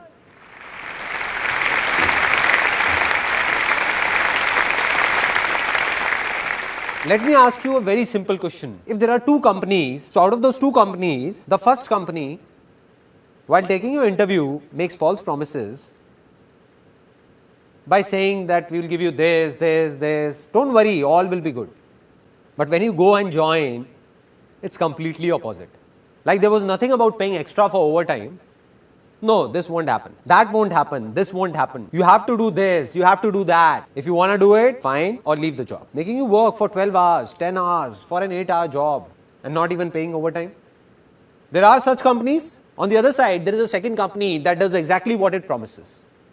An 8-hour job means an 8-hour job. Work extra and overtime is paid. Everything said will be done. Apart from this, it also thinks about you. So which company will you join, first or second? Second. Now should I tell you something, honestly? That all of you who said they will join the second company, those very people, if decide to open up their own company, they will end up being like that first company.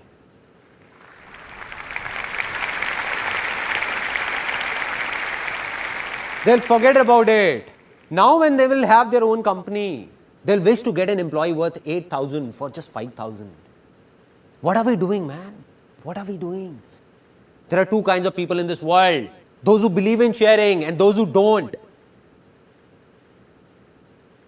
Now the ones who don't will today or tomorrow have their hands and legs cut. There'll be a stage when everyone will leave them and go away to join those people who believe in sharing by their heart.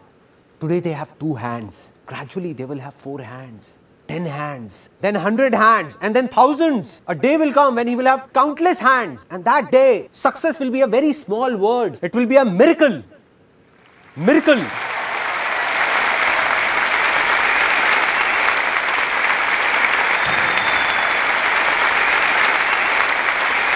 People will say impossible. How did this happen? How can this happen? How did this happen? How can he in such less time? How can he do it? How can? It's simple, man. He knows about sharing and you don't. The day you do, your life will also be full of miracles. Everywhere.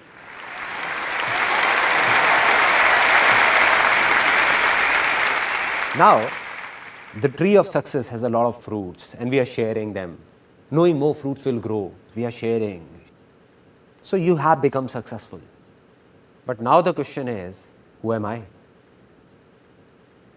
What's my story? As a kid, I thought I could do many things. But as I grew up, I thought I couldn't do anything. And there were a lot of reasons behind it. Out of which the biggest reason was that when I was in 10th standard, some major problems hit our family. My dad had a business of aluminium from 20 years in partnership with someone that closed down overnight, because of which our financial condition became critical. We had no clue what will happen now. Nobody had a clue. And my father went into a bit of depression as well. And there was a strange atmosphere in the house. Everybody was worried, what will happen now? I was studying, what could I do? Now there are 2 things that happen in these kind of situations. One, there are families that break apart, fall apart. They start fighting within themselves. And 2, there are families that come together. Our family chose the second one. Me, my mother, my younger sister, we all came together and said, this is not only my father's problem, but our problem. and we will find a way out. We will do something, something will happen. So now I wanted to do something, but believed that I can't do anything because my land was infertile. So we tried a lot of things, like we did a business in which my mother used to pack handmade sweets, and I used to go and give those boxes to people, and I took those sweets here and there, distribute pamphlets in my friends and relatives everywhere, but that didn't work and closed down. After that, we opened up a telephone booth, Photostate, STD, PCO. My mother used to run it. At times, I also went there to help her. And going there, my land became even more infertile. Because I saw people fighting with my mother for just 25 paisa, I felt angry. But what to do? Such was life. That's when I thought that money is everything. Money is God. I just want money anyhow. I don't want anything else. Just get me a job from somewhere so that I get money and solve all these problems. So that telephone booth also closed down. After that, I went for a lot of interviews and failed everywhere. Had no clue what all was happening. And then came the turning point of my life. I went to a seminar. It was a multi-level marketing company seminar. I was 18 at that time, and honestly speaking, in that 3-hour long seminar, I didn't understand even a single thing. Everything went through here. And I exactly remember where I was sitting. It was an auditorium, and I was sitting on the third seat from here. I was looking at a 21-year-old guy standing right here. Till the time he kept talking, nothing entered my mind, everything bounced off. But then he said something in the end. He said, I'm 21 years old, and I'm earning 200,000 rupees a month. What they had done was, had got a big photocopy of that check and was showing it on stage, and I was counting zeros sitting there. 1, 2, 3, 4, 5. And I was thinking that this guy is actually earning big. 200,000 rupees a month. I was shocked. My mind blew off because I had seen that even to reach a level of 10 to 15,000 rupees takes years. And here's a guy who is just like me, who earns 200,000 rupees a month. And that was that 1 second. It was that 1 second of my life. Something in me shouted out that if this guy can do it, who looks just like me, then why can't I do it? Am I from a different planet or what? Why can't I do it? If it's easy for him, then it's easy for me as well. I can also do it. Can do it. And the moment these two words entered my life, the moment I believed that everything is easy, changes started happening inside me. From what I used to say, it's difficult, nothing can be done, bad timing, don't know what will happen. I started saying, you see what I do now.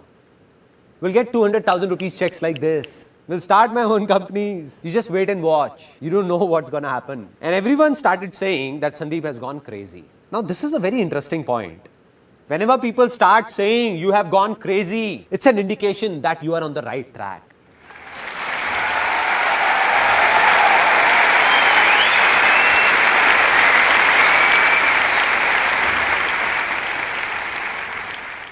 A tinge of craziness is a must. And that's what happened. I became crazy, started saying strange things. I started feeling from within, it's easy. Land became fertile. One step complete. Now the second step, to discover what to do. Now there were two voices, outer voice and inner voice. I saw that man on stage and looking at him, I said, I want to be like him. If he's doing this, then I'll also do this and earn 200,000 rupees a month. But it wasn't my inner voice, all outer voices. So I took around 20-25 people to that company and nobody joined. In fact, the ones I took ridiculed me saying, where did you take us? And how much will you give us out of your 200,000? So I failed badly. And there were two reasons why I failed. One, it was not my inner voice. And two, I didn't understand sharing. I was taking people there not for their benefit, but for my selfish reasons. As an 18-year-old, all I thought was to solve my own family problems. To hell with these people. So I couldn't fool people. So back then when I failed, was it my good luck or bad luck? Good luck. Bad luck, no. How can it be good? As per that time, it was bad luck only, no? But this is the very mistake, because nothing is bad in this world. Because whatever happens, happens for the best. Success comes from experience, and experience comes from bad experiences. Which means that success can only come to you with experience, and experience can come to you only through bad experiences, not with good experiences. Right? And this is what I understood. When I went to that company, it was not a waste. Although I failed financially, but I got to know about a lot of good things and started understanding them. Different things entered my mind that I understood that yes, I understood that even failures are useful. So I didn't feel sad. After that, I heard outer voices once again. Again, I made the same mistake. I was told by my relatives, family members, don't know seriously or not. They told me that Sandeep, you have got looks of a hero, man. And I thought so many of them couldn't be wrong. I heard the outer voice and went to become a hero, to be a model. I said I will. If everyone is saying, I will. So I went and saw that heroes like me, thousands, are standing in a queue and eating roadside burgers. I said to myself, Sandeep, there you go, dude. But I didn't lose hope. I was determined to do something easy. It's easy won't work till the time it doesn't come from inside.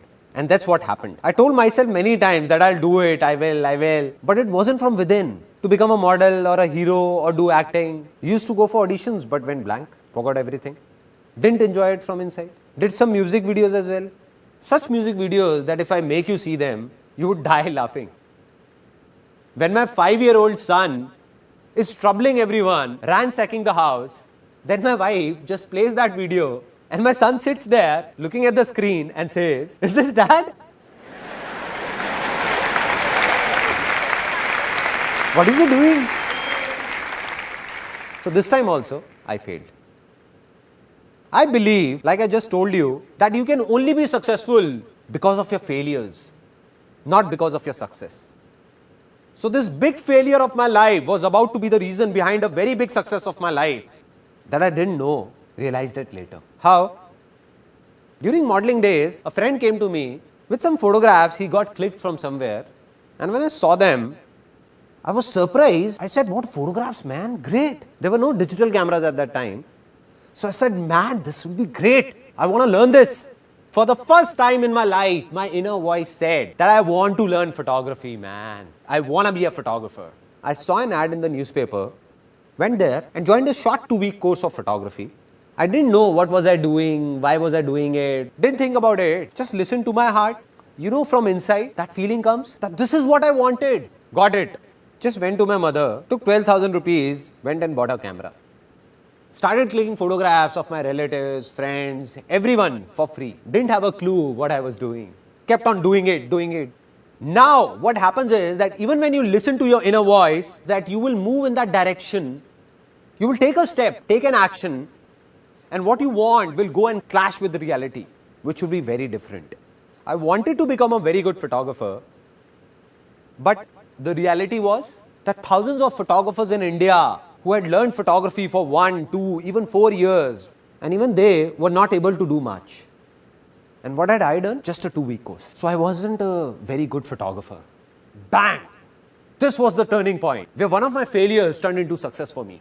Between all those photographers and me, there was a small difference. What I mean is that I had failed in modeling, but they had not.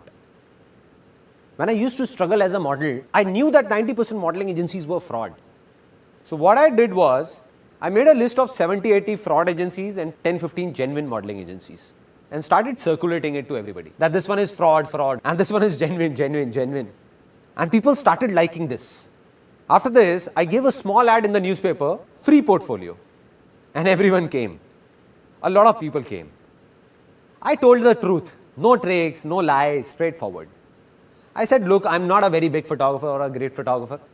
I've just finished my course from here of 2 weeks. So one option is that you get your own film roll, get the processing done, and your cost will be this much, 3,000 rupees. Or the second option is that I do everything for you. Now, if I go to any wholesale market, so the same film roll you get for 150 rupees, I get it for 50 rupees. And in this complete exercise, I'll get 1,500 rupees. So I said, we can do it as you wish, that way or this way. So they said, we don't have any problem, you only do it. We'll be spending the same amount. See, this is what I've always believed. and will always believe that if you want to do anything in life, tell the truth. Don't confuse anyone.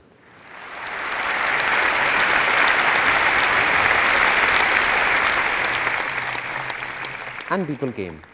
I still remember that I had spent 4,800 rupees on that first ad, because of which 7 or 8 people got their portfolios done from me, and the first income of my life, 15 to 20,000 rupees, came from here. This was the first success of my life.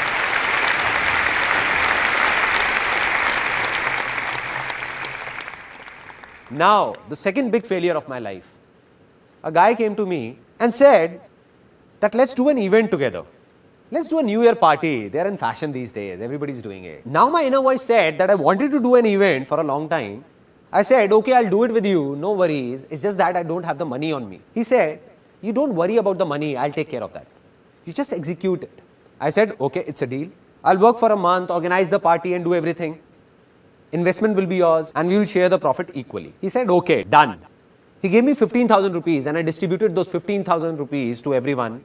I paid to the banquet guy, the DJ, caterer, all of them knew me. I went myself and paid some advance to the printer, got the prints made, like stickers, posters, went to some universities and put them around, like banners and all.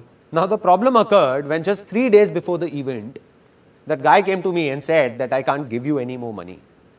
I said, but we have to give the money because I have to make all the payments, or else they know me and will catch hold of me only. He said, it's your problem, drop the event. I said, no.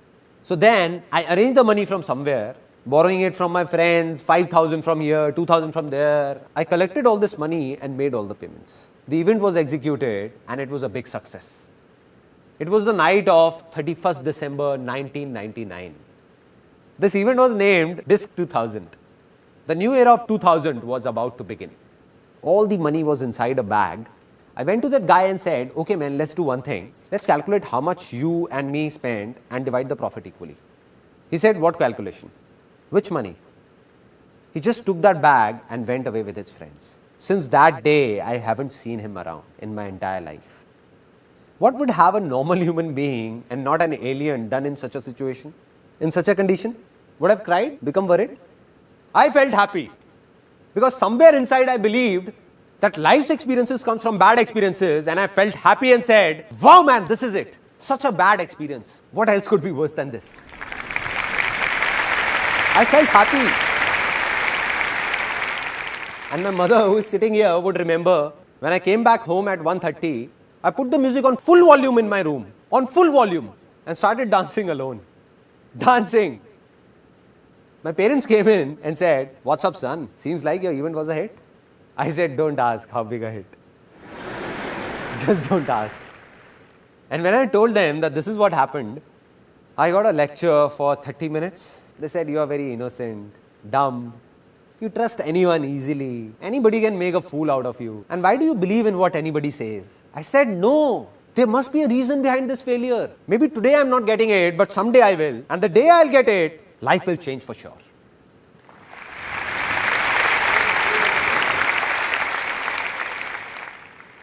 One year passed by, 2 years passed by, I didn't get it.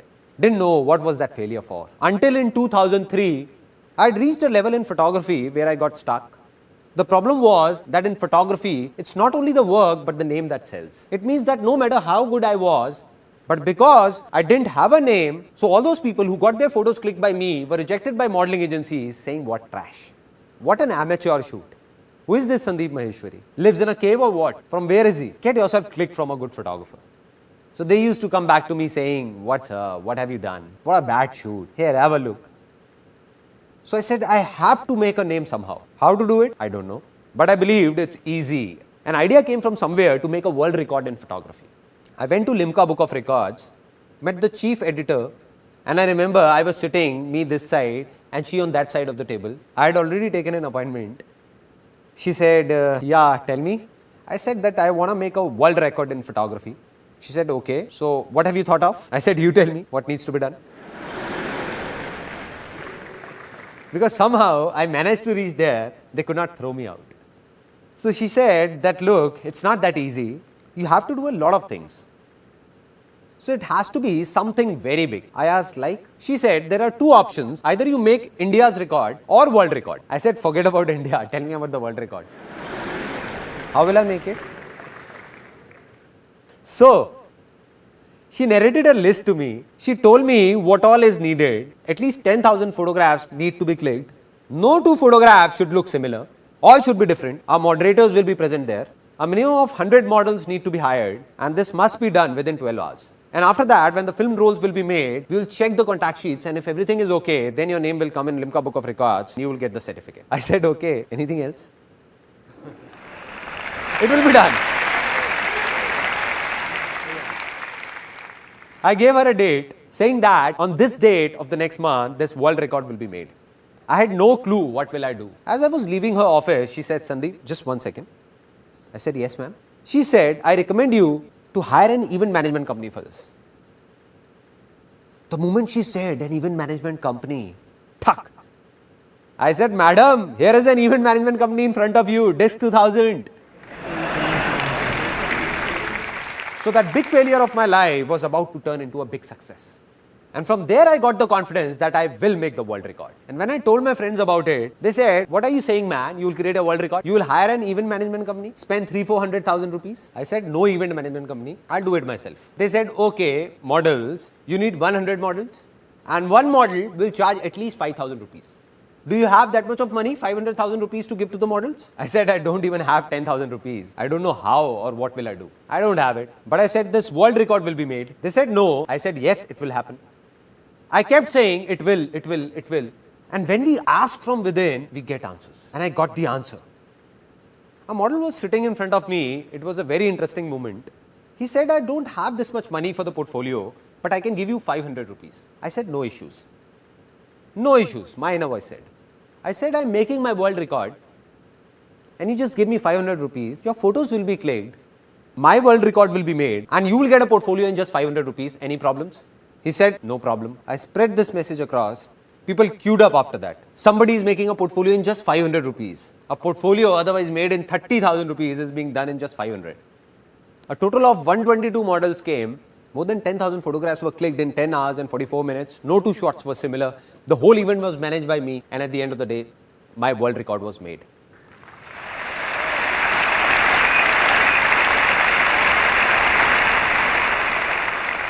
Now I'll show you the biggest failure of my life. I'll not tell you about it, rather show it to you. That what was it? At the age of 21, after I made the world record, it came to my mind that I want to write a book on marketing. And I was a college dropout. I left college in 3rd year. Now I went to the publishers that this is how I have written a book on marketing and I want you to publish it. So they used to talk very formally saying, yeah, have a seat. So where have you done your MBA from? I said, listen, I have no MBA. I am a college dropout. So they said, no, this is not the way. We can't publish it. And all the publishers refused wherever I went. But I said, I'll do it myself. I will publish this book, come what may. I got it published and here's that book right in front of you that I wrote at the age of 21 on marketing. Now what is so special about this book? It's written on it that it's one of the most unusual books in the world. One of the strangest. Why? Because almost all the books in English open this way, like this. But this one opens from here. This is the first page of this book. This is the second one. This is the third. This is the fourth one. And this is the fifth. So it's a reversed book. A reversed book. Reversed. The word spread that a photographer has written a reversed book. People talk about doing something out of the box, something different. I think it's all pointless. You hang yourself upside down from a tree and say it's different. It's pointless, no? There has to be a reason. So the reason why this book is reversed was written on the first page at that time. And the reason was, a big reason, if you can't even change the way you read, how can you change the way you think?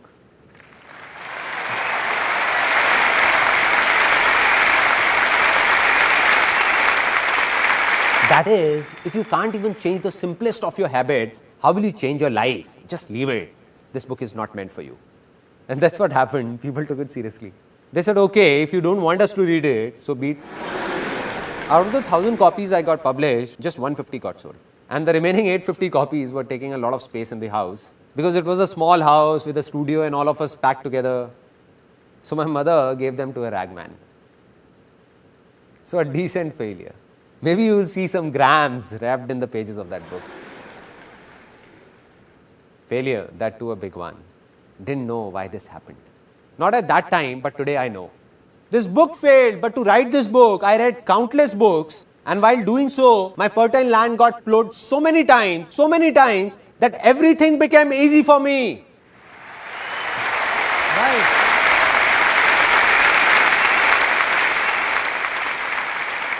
So today, everything I am is because of my failures. Now, final points. That from where did the biggest success of my life come?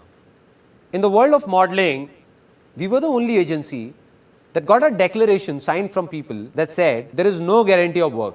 We'll make your portfolio, give it to the agencies. If you're lucky, you will get work or else not. And being truthful and honest, we became one of the biggest agencies of Delhi. Though we tried to click the best of photos, but the models still didn't get any work in the market. So my inner voice said, I must do something for these models, something. What? I don't know. Not to take money from them, but to solve their problems somehow. And when the question came, it was answered. An ad agency guy came and said that I don't have time. We will scan this photograph only and print it in the ad. Do you have any problem? I said, why would I have a problem? I called up the model and said, do you have a problem? He said, what are you saying, sir? What problem? What else can I ask for? That if my photograph comes in a newspaper or an ad, the photo got printed, that model was happy, I was happy, and ad agency was happy. And this was that turning point of my life.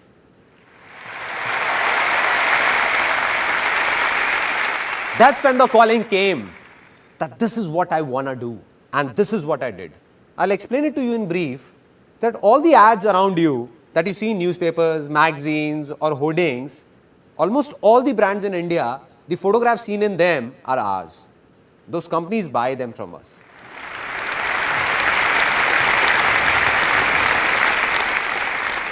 So today, in the given situation, if you ask me that what's success for me, then here is a simple answer to it in a few things, because success is not just limited to one thing, but many things in life, various aspects of life. So one of my aspects, that this company Images Bazaar was started to do something good for those models 6 years ago. In 2006, when this company started, I swore that from that very day, I'll not even take a single penny from any model, but will pay them instead. And till date, thousands of models have worked with us, and not even one of them can say that we have taken a single penny from him or her. Rather, we have paid them. This is success for me. This is success for me. And this is the reason our company has no investors and will never have one, because investors won't be able to understand all this. What will they say? They will say, you are crazy. Being such a famous production house of India, one of the biggest, doing so many shoots, and that too genuine. If you ask the models to pay you 50,000 rupees, they will not even ask why and put the amount on your table.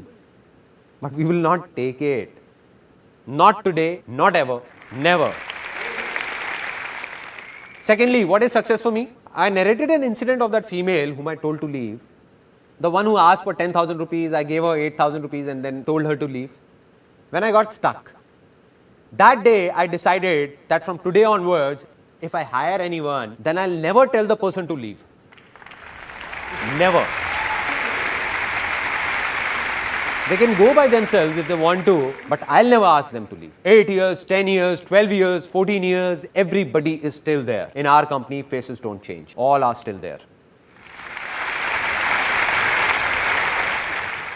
So success for me is to share everything with my employees and do all that I can do and go beyond any limit to keep them happy. Any limit. This is success for me.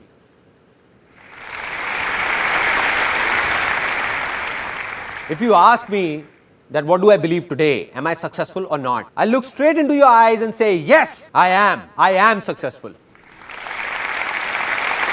Why so? Is it because of the work I did in the past? No man, that was past. All the awards I got, business I did, that is all gone. That was past. It doesn't matter. There are many people in this world who keep on saying that I failed once in the past and keep saying I'm a failure, failure, failure. Come on, man, it's not that you are a failure, you were a failure. You were. Right.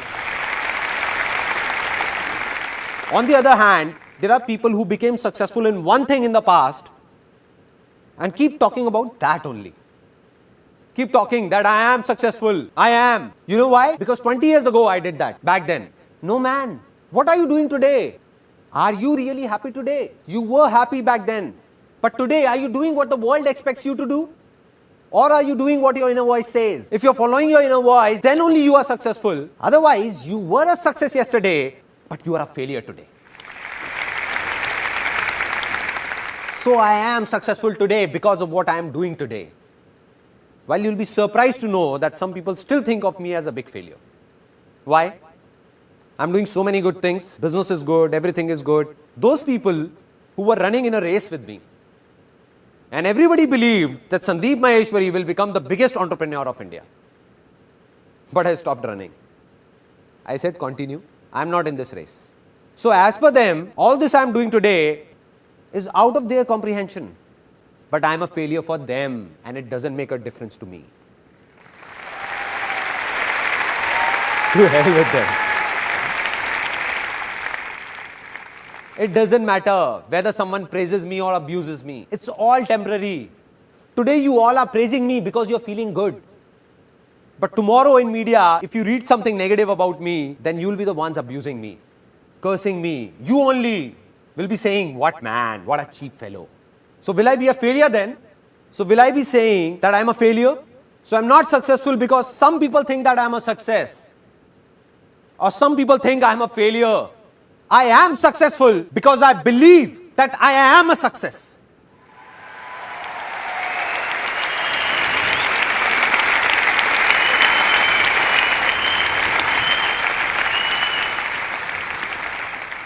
Yesterday I met one of my friends and he was asking that from where do I get the inspiration of doing all this? From where?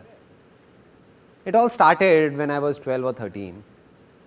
My grandmom used to narrate a story to me. And I liked it so much that I listened to it daily and cried daily. My grandmom used to say, I'll not narrate it again because you cry. And I used to say, please, please.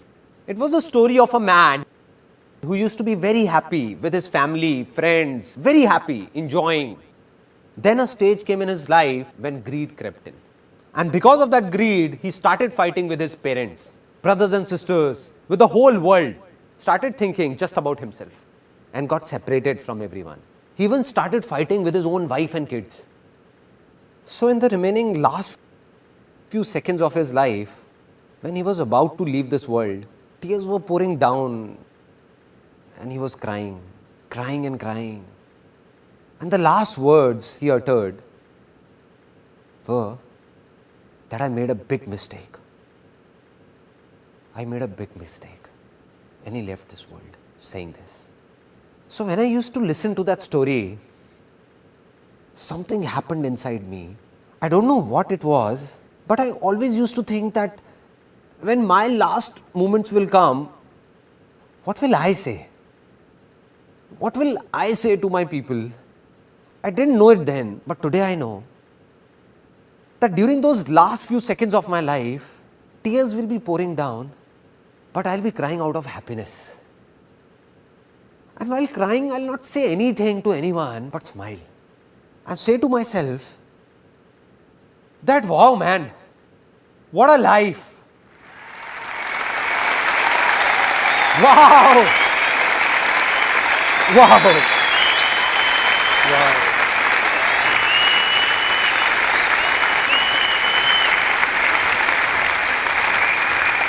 This is life. This is life. I did it. Saying this within me only, not saying anything to anyone, no regrets whatsoever. Now, the final moment of this seminar. I told you in the beginning of this seminar that I don't want anything from you and will never talk about my benefit. I lied to you. I'll ask for something. Won't let you go like this. I'm going to ask for something. So I'm going to ask for something from you from the bottom of my heart. If possible, give it or else don't. So I fold my hands and request you all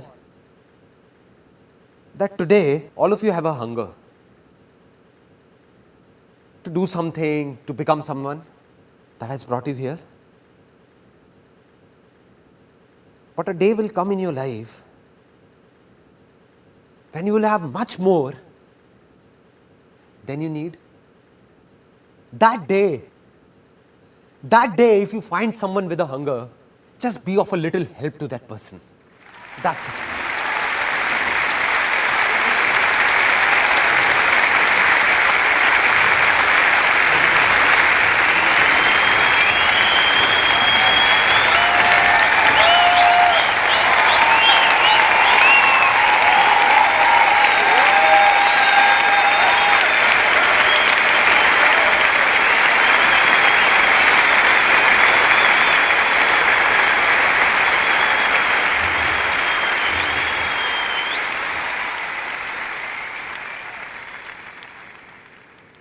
Today, this was the last life-changing seminar of my life. One thing is ending here, but another thing is taking off. I'm gonna keep recording all my experiences one by one in videos, record them. Today I told you it's easy. So why is it easy? In every situation of my life, how did I make the smallest of problems and the most complicated problems easy for myself? I'll tell you all in those videos. I'll open up everything.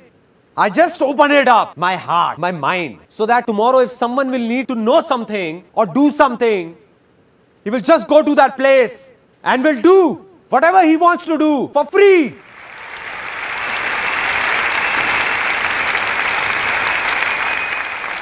And I'll go from this world, but millions like me will come forward. Millions out of you only. Millions like me, where I am standing, right here, someone else will be here, some other crazy fellow, someone else will be doing something like this, and this world will change. This world will change.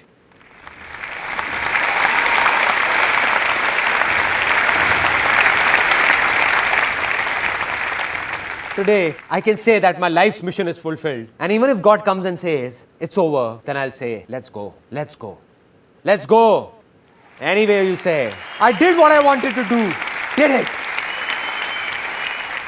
Till today, millions of people have attended my seminars. And if I continued further, another few million would have seen it. But now it's video recording, this video recording that's going on will be watched by billions in near future. Out of them, a few people will be there whose conscience will call out, not from here, but from here, that I have to share with those people who need me. And the day this happens,